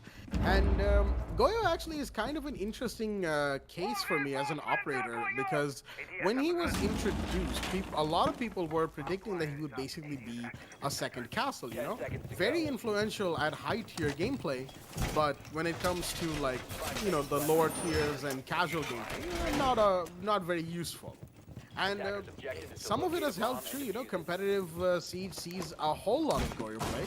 But when it comes to casual, people just kind of use his Vulcan to blow each other up. And, you know, as fun as that is, you know, that's not how Goyo is intended to be used. Yeah. It's a little bit of a fun fact right there. As myself, I play a lot of casual in my free time, so I've seen some things. I mean, I can guarantee you that much. Skills, yeah. Yep, honing my skills, indeed. We're gonna see Goyo. Speaking of him, he's actually running the Vector this time around. making a vertical line of sight in towards stocks. We've seen that area be used before as well. I recall a particular Buck who tried to play that vertical line of sight inside of stocks, getting taken out by the Alabama. And speaking of Buck, Infernus is going to find Envy. That's a big kill. Envy was going for vertical play right there, and unfortunately the Buck was caught doing exactly what he should have been doing, and he's going to be off the board. That's an early frag that Phoenix desperately wanted. And meanwhile, Nyx is already waltzing with the Thermite, trying to bandit trick away. But will he be able to deny the CCTV main breach? Without the Buck, it'll be easier for him to sit there and do it, of course, because all Thermite has left to depend on are the EMPs from Thatcher. And look at this. This is like almost the final form of how the waltz between a bandit and a Thermite on any reinforced wall goes. Thermite's just trying to bamboozle the bandit by placing his charges left and right. And the bandit, you know, Nyx, he's going to win that out for the time being. And he's going to sit here triumphantly. Oh, wait, is Thermite back? I think he is. Yeah, he is. Sexycate's back. Yeah, they got to make someone sit on the west side window and, you know, just help him get the bandit trick done. They also have a Hibana. They can go for both the walls as Hibana instead tries to go for the rush in, gets taken out by Hypertishi. That wall's not going to be opened up this way. They're just wasting time at this point. You know, using Thatcher, Hibana, Thermite, all three of them at the same time could have worked out for the attack there, but no. That's not going to work out again. Phoenix has been answering aggression with aggression as well. The man count's really been in their advantage for the entirety of this round. True PX works on it even more, gets 2 frags of his own inside the garage. Infernus in the end, finishing off Slayer and getting a flawless finish for Team Phoenix. Well then, the answer is certainly loud and clear from the side of Phoenix. So now that they are on the defense, we are not giving up. We are here to win this game, and you have to cut through us if you want to even have a chance. 3-4, of course, still in favor of level 0, but it's just one round, and we could see the equalizer come in any second now, as we're going to be moving to Basement Church as our site of defense right here. And one thing I would like to note is the fact that Hypertushi, who was on the Goyo, I believe, was playing the Suppressor, which was on the Vector, which was an interesting pick, mind you. For a second, I thought it was the extended barrel, because the Vector's extended barrel looks very similar to the Suppressor. They have similar designs, just a deeper color for the Suppressor, because of course it's made of a different material. But interesting, he still won his gunfights, and that is of course what Phoenix will be looking at over his choice of loadout. That being said, round 8, Basement Church is on the defensive side, and Phoenix, they look poised to make some plays happen. With the game that's been progressing so far, it's been close, tied almost all the time for both teams. Level 0 have constantly maintained a 1 or 2 round lead, mind you. And will they be able to keep that lead? That is the question, as the roll swap seems to have given Phoenix new life, a second wind of sorts. And that would of course mean that Phoenix stay true to their name, rising from the ashes of a potential defeat. I'm getting a bit too metaphorical for my own taste right here. But, you know, sometimes the English major in me comes out. Do forgive me, everyone. And mind you, we do of course have the pulse this time. True, playing the pulse, his cardiac sensor and C4, always, almost a must. Not completely all the time. Most teams, some teams that is, don't like to play the pulse when it comes to Basement Church. And True's actually, I mean, when it comes down to the pulse plays, we usually see him play around Arsenal, right below Kitchen, where he can C4 or just shoot anybody trying to get some vertical lines of sight, or open the hatch for that matter. Next, in the meanwhile, he's got an ADS for himself inside a utility room that is blue. The blue area, lounge, hallway, whatever people call this. I just say blue because it encompasses the stairs as well. And as an EMP goes out, it's taken out his ADS, unfortunately. But he's still going to be sitting here comfortable, not going to be pushed just yet. The hatch above him is broken, though. And he's going to be making some punch holes in the unreinforced wall facing blue from Church. That being said, we've still got a lot of time to go for both of these teams, as Level 0 just wants to make sure they've got all the intel they have, they need, that is, to make some push happen. Shots are being fired all over the map, just to take out defender, utility, attacker, drones, or even if they see any defender in any particular part of the map. Envy has already pushed down central stairs, mind you. He's on the main door of the main stairs, and this could be a big play. Shots fired in his general direction because the Pulse has, of course, seen a heartbeat sitting in this particular area, and that's going to force Invi out of there for the time being. He's going to push up the central stairs, and going to take a goo mine to the chin as well. And then meanwhile, Pulse still working away as there are two defenders here on the roam, the Legion as well as the Mozzie. Hypertishi and a shot, and the punch comes in from the Nomad, but no, he's gonna miss a shot.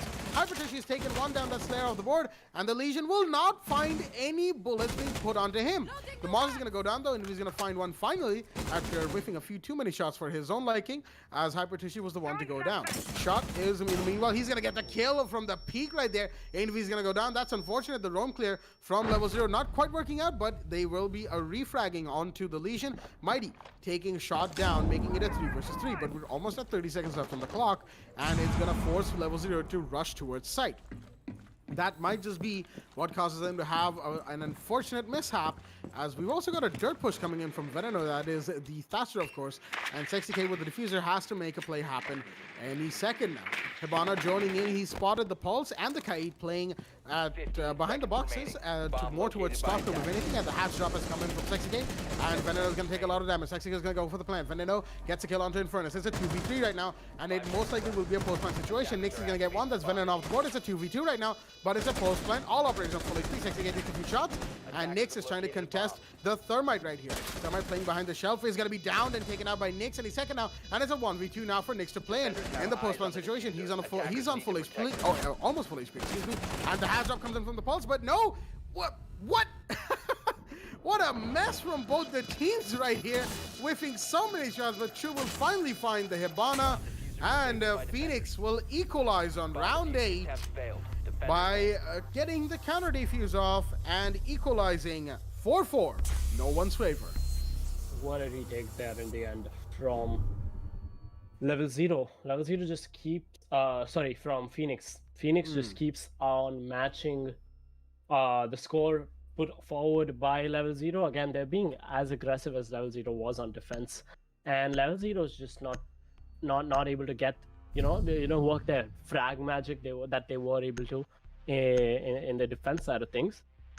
And Phoenix has been consistent with their operator picks, with how they're positioning and how their roam goes around Legion. That kill from Legion was such a well-timed peek in the top floor in the previous round.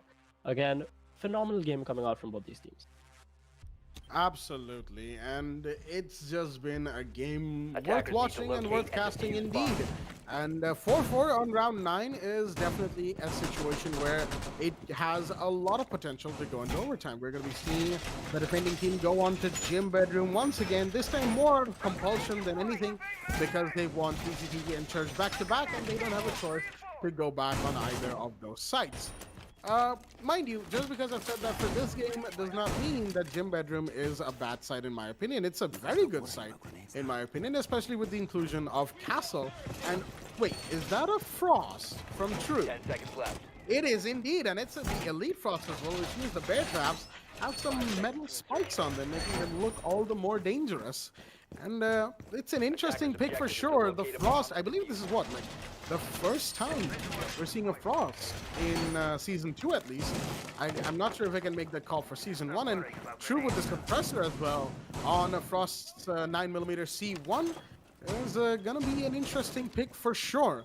Will it be a decisive pick? I can't tell just yet, but you know, it's wait. The Thermite's already got a breach in. Okay, the single wall of construction is going to be breached from the outside, and the rappel is going to catch Frost off by the planks right here. Envy's going to find True, and unfortunately, Frost's guns will not be influencing this round any farther. True, he's had a bit of a mishap right there, trying to play a bit aggressive in construction, and he'll be the first frag of the board for the side of level 0. In the meanwhile, we've got EMPs, we've got the Zofia with her concussive nades, just waiting to try and take Nyx, and the Bandit will not be able to trick out the Thermite this time around. The Thermite has more than enough support to play, and it's gonna breach the main wall of Gym Bedroom right there. Pinks are going to come out. He knows that the bathroom wall is also reinforced. That may be something that Level 0 wants to breach out. And he's going to put a little bit of attention to that dirt wall, the construction wall, that is, all the way out from the basement exit, because that is an important area that defenders have gotten kills from. Infernus is going to drop Slayer, and meanwhile, he's going to pick up the board. And the Jaeger is going to be spotted sitting all the way out in cash by Thermite Zone. Thermite's not going to be making that push happen, but the intel is, of course, what matters. As anybody pushing CCTV and cash is going to have to be careful of the Jaeger, that is Hypertishi, sitting all the way out there. In the meanwhile, Ingvi's going to be dropped. He's downed, unfortunately. In the Nomad, that is not in a good position. And doesn't look like he can be revived just yet, because there's, of course, a defender playing by the window that he's next to. Kill won't be confirmed just yet. I'm not sure where he got down. Was it a frost trap, actually? Because if it was, that would be quite interesting and a little hilarious, mind you. He's going to be revived as well. 20 HP to the Nomad for the time being, as Smoke's canisters are what's stopping the attackers from pushing down bedroom hallway for the time being. He's still got one more. The position of the smoke inside logistic. He's wary of that as well. I think 2 smokes have come out already, and that is going to be a kill from Hypertition on to Invi, putting the man advantage on defense. As smoke comes out. Very aggressive. Infernus getting that frag onto Veneno. The wall opens up. Thermite, I don't think he was expecting a castle barricade to be opened up, and that just caught him off guard. Hypertishi finishing the final kill in the end of the round to get the victory. Well then, Phoenix have taken the lead right here, and 5-4 in their favor going into round 10. Certainly an interesting turn of events, as up until a couple rounds ago, Level 0 were the ones to maintain a lead constantly over Phoenix, and now Phoenix gets to say that, hey, we're on the lead now, what are you going to do about it? And, well, we all know what Level 0 is going to do about it. They're going to try to win out more rounds, but mind you now, the game's going to heat up even more. Phoenix are 1 round away from match point, 2 rounds away from a victory, and Level 0 need to equalize if they want to keep themselves alive in this match right here. Definitely. For the operator picks, again, nothing out of the box coming out from either of these teams. We're looking at a Goyo, Jaeger, Maestro, Bandit, and a Dog on the defense and on attack. Again, Thermite, Thatcher, IQ, Sledge, Zofia. They're covering all grounds they can on both sides of the spectrum. On attack, they have the necessary breaching, necessary intel, necessary gadget denial, and on defense, you have everything you need. You have the aggressive Dog, you have Bandit for the walls, and you have Maestro for the intel. There's the operator, like the plays that these teams are coming out with are pretty conventional. It's just who comes out with the better firefights. Yeah, whoever comes out on top in the firefights is taking the round. Objective is to locate a bomb and defuse it. Absolutely, and even if it does boil down to firefights and who wins firefights, Siege has a lot of factors when it comes to firefights. Lots of people tend to get lost in statistics and features advantages, and a little bit of damage being done to Veneno as well. And he's not going to get the kill in Furnace, of course. He's going to pull back for the time being. And, people tend to get lost in all the factors that gunfights in Siege have and forget that even if there is Pika's advantage, even if there is a ping difference or statistical differences between the guns in play, it still comes down to who gets the headshot or who gets more bullets on board for himself, right? It's all mostly about skill, and based on what we've seen so far, both teams have been very skillful in handling the gunfights that they've had so far. Oh, that's unfortunate for the Goyo right there. The IQ with the G8A1 is going to find the kill on the Hypertishi as he's trying to get the Bandit off the board, and Bandit, unfortunately, he doesn't even know what's happening right there, and Nix is going to be taken off. That is the Bandit on the board, and the IQ jumps in. Alrighty then, as there's the one in Catwalk. Oh dear me, True is going to take advantage of the IQ not knowing where the Doc was playing. And, as the flashbangs are thrown in his general direction, he knows somebody's pushing from the door of Garage, but will he be able to get the kill, of course, because it is a 3 versus 4 right here that Phoenix have found themselves in. A little bit of a disadvantageous situation. It seems like just stumbled very badly, and it's taking a lot of shots from the breach on the main wall of CCTV. But he's the Doc, of course. He can heal himself back up at any given point in time. As the ADS is going to catch, I believe, a grenade. But no, the Slice is going to get the kill. As the confirm comes in from Mighty. That is the Doc of the board, and that's a big one. It's now a 4v2 for Phoenix to try and clutch it out. Infernus and Shot, the only ones remaining on site. Yep. Well, the dog had to die there. It was just a matter of when, because he was in a very bad position. The attackers had finished him out very well. Sledge not alive with a lot of HP. He could be used as someone they just bait in to get one of the kills, as they have the Raj control. That's going to be a spot coming out from the Jaeger, but gets taken out. What a shot there from the Zofia as the plant starts going down. Maestro, only one remaining, has to go through the door with a peek. Ooh, gets a lucky headshot onto Mighty. Goes for another one, gets taken out. Level 0 are going to take round 10, evening the score out. Well then, equalizer once again, this time from Level 0 Esports. And it is 5-5 in no one's favor. Both teams sit 2 rounds away from a victory, 1 round away from match point each. And it is round 11, which means, conventionally speaking, there's 2 more rounds left in the game. And if it's a 1-1 going off of these rounds, which means 6-6, which means a tie, will be going into overtime from both of these teams. And that's going to be very, very exciting indeed. Yep. Well, overtimes are always exciting for the viewers, for us casting, but it's never exciting for the teams playing because they just want to get it over with and, you know, get the win in the bag. But both these teams have been pretty evened out this game. Like we said in the start of this match, both these teams had a poor showing for their previous game and do not want to have that repeated. Yeah, they don't want to get thrashed by the next team they play with. They are in Division 1 and they don't want, you know, to have that baggage going on with them that, well, they're not the best in Division 1 even if they are. They want to keep showing that, no, they deserve the spot that they've got and they're going to fight for it. Again, we're on a round 10 and you can't, like, earlier with how this match started, it was just like Level 0 was kept on taking the wins. Right now you just can't tell which team's going to come out on top round by round. We have the Pulse, which is Smoke, Legion and Jaeger. That is a pretty, like, they have no 1-speed operators, they have no tanks, so to say. They're gonna, Phoenix side is gonna focus on aggressive plays. They have that advantage that they've got no ACOGs. On attack, well, again, you have that Jackal IQ combo to easily take out someone, especially like Vigil. If he's on the roam, he's got to look out for that IQ coming into that push. That Pulse is going to be playing for that, you know, classic C4 spot from below, not letting anybody enter. Bomb located by attackers. Absolutely. Sitting instead of Arsenal, that is, of course, True's true objective. And he's going to be sitting there as the hatch hasn't been opened just yet. But no, he's going to be taken out. Where was that? From the IQ. Oh, the shot comes in from Mighty. He's going to find the headshot onto Pulse. And the RED scanner is going to prevail over the cardiac sensor. True's not going to be very happy about that, unfortunately, because that means...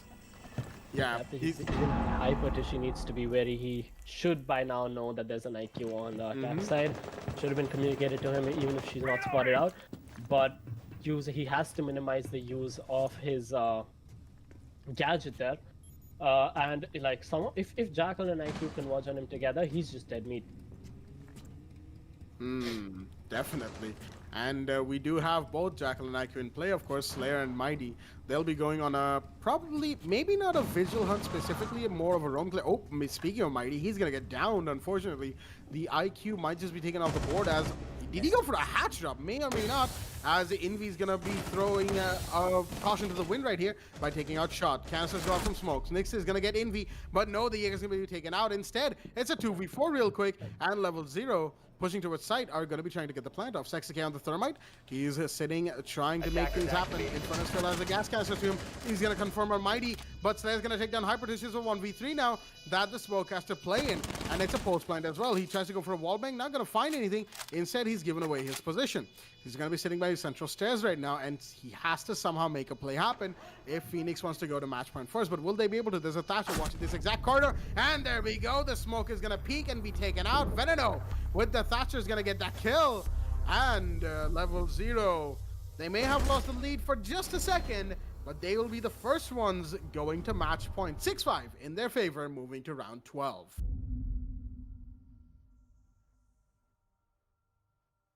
Well then. It is a game. Match point, yeah. Match Yeah, point for yep. level 0.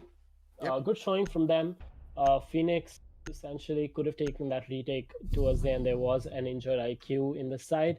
And, well, the hatch drop was just too easily given away. There was no control maintenance. As soon as the pulse got taken out in that round, there was nobody playing or taking care of the deep armory. With that, the drops just easily came out with the attack, and they had just very easy access to that end of the site. We're going to look at a CCTV room and cache room Attackers defense need to coming out locate and from defuse bombs. Team Phoenix. CCTV is, of course, the side in round 12 right here. Just one round for both of these teams to make a difference. Level 0, they need to win this round if they want to win it out 7-5. And Phoenix, if they want to stay alive and push for overtime, they need to win this round as well. And, I mean, usually if Baba were with me, I would ask him to make a prediction, as he normally does anyway, without a prompt. But I think both of us know that with these teams in play, it is a, you know, It's a hard call. it's a hard call to Hard make. call to make a decision. I like to make a prediction right now. But if I were to, if level 0 plays their cards right, if they make good use of their operator abilities and, you know, don't slack off trying to get peaks and kills, they should be able to take this round in the bag. They have, again, the one thing they're doing wrong with going against the bandit trick is that they're just letting the thermite go for the wall. All they need to do is throw in a thatcher, one side of the wall, you shoot some Excariuses on, and the other side thermite takes care of. Either one's going to be opened up and you have a line of sight into the objective. And if I don't understand why they're not doing it, but nevertheless, we don't see Mighty going for the bandit trick at all. I believe level 0 is just going to let the wall get opened up without much effort put into it and go for the firefights from there. Sorry, my bad. Phoenix is going to do that on the defense. Hibana on the grappling, just right at the window, trying to go for a peek. Oh, that is so close for Nyx right there. Unfortunately, he won't be spotting the Hibana anytime soon, and she's going to manage to get away. That is, of course, Envy, who's going to make his way up towards... I'm not even sure where he went. He went to the roof, and he just sort of disappeared out of the line of sight. In the meanwhile, Nyx, he knows that there's probably somebody pushing through there, as okay, a logistics push is also happening at the same time, and the door, the wall that is of logistics has been opened. Shots were fired in towards Cash from the angle being held by IQ, I believe, Mighty. And as more droning happens, that is Thermite rotating around from gym bedroom towards the construction double wall. So it looks like it's a different kind of take from the side of level 0. This time they're changing things up. Hibana's going for the CC main wall, and Thermite's going for the construction double wall as well. They have pressure coming in from all the directions. All they need to do is get that construction wall opened up, which they already have. Thermite is pushing in from there, but level 0 is going to get the first attack. Hypertrophy down for the count as the attack again comes in from all the directions. The defense is just like fish in a barrel right now. The smoke's coming out for the entry denial. Bandit does have a good line of sight through that bomb. That Pixel is going to help him get the kill essentially, but that is just going to give his position away now. The attack is just counting on, you know, careless peaks coming out because they're not going. There you go, carelessness from Bandit gets him taken out. Now attack can essentially just push on in as we see 2 kills coming out from True and Shot. One is Veneno and Slayer getting taken out. A 3v3 push coming out from the attack. Smoke down to the count, and that's going to be another one. Sexy Kid gets down as well. 1v2 left for IQ as she pushes in, gets the line of sight into the garage. He's going to go for the red stairs kill first. Doesn't realize that there's Maestro sitting right on the staircase top. Gets the frag in the end, and Phoenix are going to match up to Maestro. Well. This is where I like to do a little something here because it is overtime, and that means, ladies and gentlemen, are you ready to rumble? 6-6 overtime. on a clubhouse between Level 0 Esports and Phoenix, as Level 0 will be on the attack right here. Once again, in overtime, of course, Orange team is the first to attack. And oh, true, the AFK pick for him is going to be the Tachanka, which of course means he's going to 6-pick that out, you know. Breaks my heart as a Tachanka main myself. You know, it just breaks my heart to not see that man get any play. Until, of course, the rework comes in and then he's just all kinds of busted. In the meanwhile, we're going to see the 6-pick from Mighty as well. He's going to go out from the IQ into the Zofia, and the Mozzie is going to be confirmed from Chu right there. Double 6-picks from both the teams. Attackers need to locate and defuse gear as up many bombs for as they the can. most exciting bit of this match, overtime, and this first round is where it all comes up to. Winning this first round is crucial, giving yourself the initial match point advantage. And that just puts so much pressure on your enemy team that they might just end up making too many mistakes for a comeback. Previous round, it was a very good push from Level 0 in my opinion. They did have all the boxes ticked. They came in from all directions, but Phoenix just held their ranks so well. They didn't flinch, they didn't move, they kept holding the angles they had to. They didn't come in with aggressive peaks, which would have been their doom. If they came in with aggressive peaks, the attackers would have just picked them off one by one. But in the end, they didn't do that. They forced the attackers to come in with the push, and well, they had good angles to hold and kept picking them off one by one using those angles. Absolutely. And at the end of the day, you can be as aggressive on a rush or a gunfight as you want. It all comes down, when it comes down to the push to side, it all comes down to the angles and the crossfires being set up by both teams, attackers and defenders respectively. Basement Church is our site of defense right here. We've got Shot and Nix the Jaeger out on the roam on the second floor. Jaeger, of course, playing Eastern Stairs. He knows that a drone that spotted him came from below, and there's an attacker playing inside of Garage who might just see the Jaeger push down. Not yet. Jaeger gives his position away by shooting at another drone, but he's going to be safely rotating back towards site for the time being, leaving the Legion all the way up there on the roam game for the time being. Phoenix, it's mostly a turtle hold from them, 4-to-1 ratio as in terms of roaming presence, that is, as the hatches are being opened by the side of Level 0 Esports on the attack. They've once again got the Thermite, the Thatcher, and the Hibana, the main hard breach team, with the, of course, unfortunate exclusion of the Maverick. Patience coming out from Nix. He's just sitting here on a utility room, making sure that the blue stairs push from anybody is denied as soon as they make their presence known. He knows that the hatch is open above him, so he's got to be a little bit more careful, of course, in this area. His feet can be spotted playing in that vertical angle, and he doesn't want that, he doesn't want to be taken out, in that manner. Nobody wants their feet to be the cause of their unfortunate demise. In the meanwhile, there is no pulse, mind you, in this defense from Phoenix. They've forgone the pulse because they know that if they have an IQ, that is, if Level 0 bring an IQ in, that could be a very quick take for the IQ, and they wouldn't want the same rush drop from the kitchen hatch, which has already been opened by Slayer. Well, there's a lot of vertical lines of sights here through the kitchen flooring. In trying to go for the grenade throw. Not gonna. Well, that's not. I think I just got caught off by a Jaeger ADS, but nonetheless, we're seeing a construction push coming in. That's the first time in this entire game, and those drones are gonna give the positions away. But the Koyo would have been in a very poor position if the Hibana just came in with a peek. But nonetheless, that construction push is really gonna affect how this defense plans out. Hypertushi gets taken out, as does Shot FX. Level 0 has control of the site. Hibana is in a very bad position as the rush comes in from the side. There's the Jaeger sitting inside. Blue tries to come in for the peak. He's going to rotate back to Church. It's essentially a 2v3. Nix not alive with a lot of HP. That Mozzie coming in with a peek onto an injured player is going to be taken out with a crossfire. A bomb has been located. It's all down to the 1v4 right now. Nix playing in a post plant. Of course, it's almost a 1v3. Slayer is down, but with solo HP on his own board, he might not be able to do a whole lot. Time is against him, as it is almost time for the for the diffuser to go off, and no time left for the counter diffusal. And he's gonna push kitchen. He's gonna be taken out, and Level 0 Esports are gonna win round 13 right here, giving themselves the overtime match point here on Clubhouse. What a beautiful pre-fire. Well then, we are here on round 14. Phoenix are going to be on the attack right now. Overtime match point 7-6 in favor of Level 0 Esports, and it is all coming down, boiling down nice and quickly down the wire. And Phoenix, they need to try and keep themselves alive if they even want to have a hope of winning this game.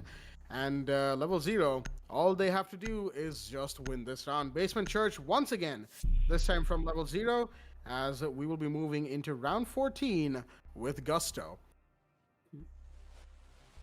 What a game this has been. Absolutely. Absolute pleasure to watch and cast this match between these two teams. Very good showing from them, and I hope they go back on Attackers this need to game, locate and defuse because bombs. both these teams have a lot of things that they need to iron out in their plays and their pushes. They get so many things right, but they get so many things wrong at the same time, and you can't blame them. That's just true for every team out there that plays almost any competitive esport or sport. But it's just been a delight watching these teams go at it against each other, and the kind of competitiveness that they've been showing, one upping each other one round at a time, is just been great. 10 seconds left. Absolutely. It has been a treat to watch for both of us at the caster seat here and for all of our viewers at home. Certainly, it's been a fun game for Phoenix and Level 0 Esports. At least I would hope that they've had as much fun as they can, while trying, of course, to gain points on the board for themselves. You know, at the end of the day, even if you're playing competitive esports, it's not just about winning, it's also about making sure you have as much fun as you can, because without being able to have fun, you know, there's no reason to be playing competitive Siege, competitive FPS, competitive in general. Even real life sports players have gone on record saying if you don't have fun with the sport, there's no point playing. Stands true for esports and pretty much anything else in general. As we're going to be seeing Slayer, he's on the dirt area once again. The smoke with the shield, as there might be, that is Infernus on the Thermite, pushing him any second now by opening up dirt tunnels, reinforced walls. But, you know, Smoke sitting there, he's obviously going to have an ADS or two for himself, as Thermite is going to be going for the breach onto dirt tunnels. He's already done it, the breakage has happened, and he knows that there's somebody playing behind a deployable shield in that little tunnel area. Nyx, in the meanwhile, droning out Garage for the Hibana to push into, is going to be very influential as to whether or not any roamers are caught out for the side of this attack. That is Phoenix, who need to make a few plays happen for themselves. Definitely. Minute 47. Yeah, minute 40. Minute 40 seconds left into the clock. The attack is just still gathering until half the round into the game. The roam game from Level 0 has been great throughout the entirety of this match, and that Jaeger, that Jaeger, I don't think the attack is wary of his position. He could come around and totally poop on Zofia's game inside gym room. As she drops down, it's gonna have a better line of sight from above, but well, they've just moved out of the line of sight of that hatch. But again, Jaeger's just in a great position to go off in a flank and get a kill or two, or just waste time and be back at it. Now the hatches have been opened up. On the defense, all they need to do is not aggressively peek and get kicked off, losing their man count. 45 seconds left in the as the Jaeger comes in with a drop on the face of the Zofia, but gets traded out immediately after that by Nyx. Oh, that would have been a great play, but now the attack is becoming wary of a flank. 30 seconds left in the clock. They need to hurry things up and go in. A Sexy Cake gets a drop onto Infernus on bottom stairs. He has a very good He's gonna get him to get another frag. 2v4. Oh my god, Phoenix is slacking off in this push. Level 0 holding their own so well. 10 seconds left on the clock as Thatcher gets taken out inside church. Last man alive, Zofia upstairs. Not much he can do right there. Gets a frag on the snare and takes the loss as Level 0 finish the game, finish the round, and finish this match. Well, unfortunate for Phoenix in this last round of attack. They were just caught wanting in too many areas. As with that being said, Level 0 Esports are your victors, ladies and gentlemen. 8-6 to them on Clubhouse. And the quick look at the scoreboard, we can see a few double figures in terms of kills. Lots of heavy lifting from the players for both teams, as that has been the match on Clubhouse. Match 2 of Day 2 of Division 1 in Season 2. And that's been it from myself, Blackjack, and of course my co-caster TEC and Arab and Foxy, as we're going to be back with, of course, another stream in about an hour and a half. And that's going to be another couple of very interesting games. Game 3 of tonight is, of course, between Reckoning Esports and Kira Esports, which promises to be a very exciting game as well. So stay tuned for that. That has been it from me, Blackjack, and my co-caster TEC, as we'll be back with more Siege on the other side of this break. Stay tuned.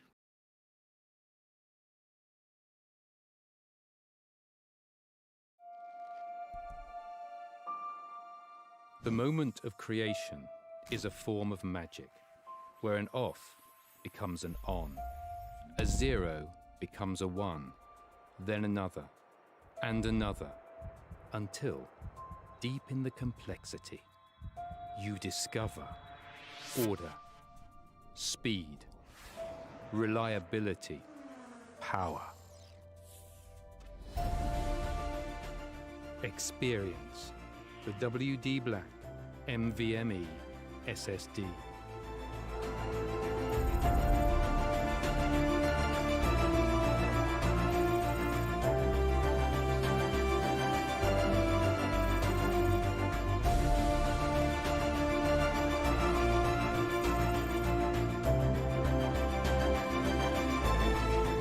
Fueled by darkness.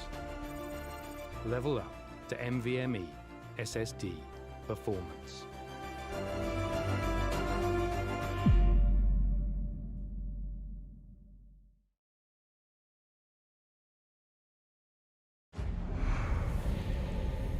Numerous forces aimed at the Earth.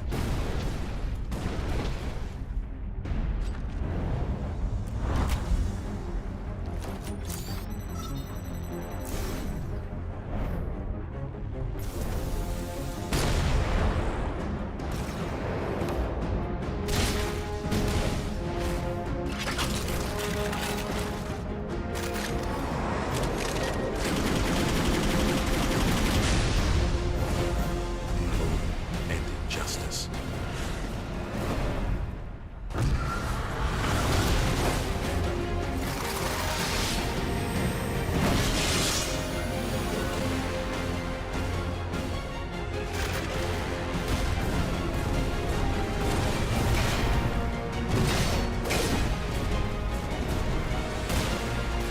Let the glorious battle begin.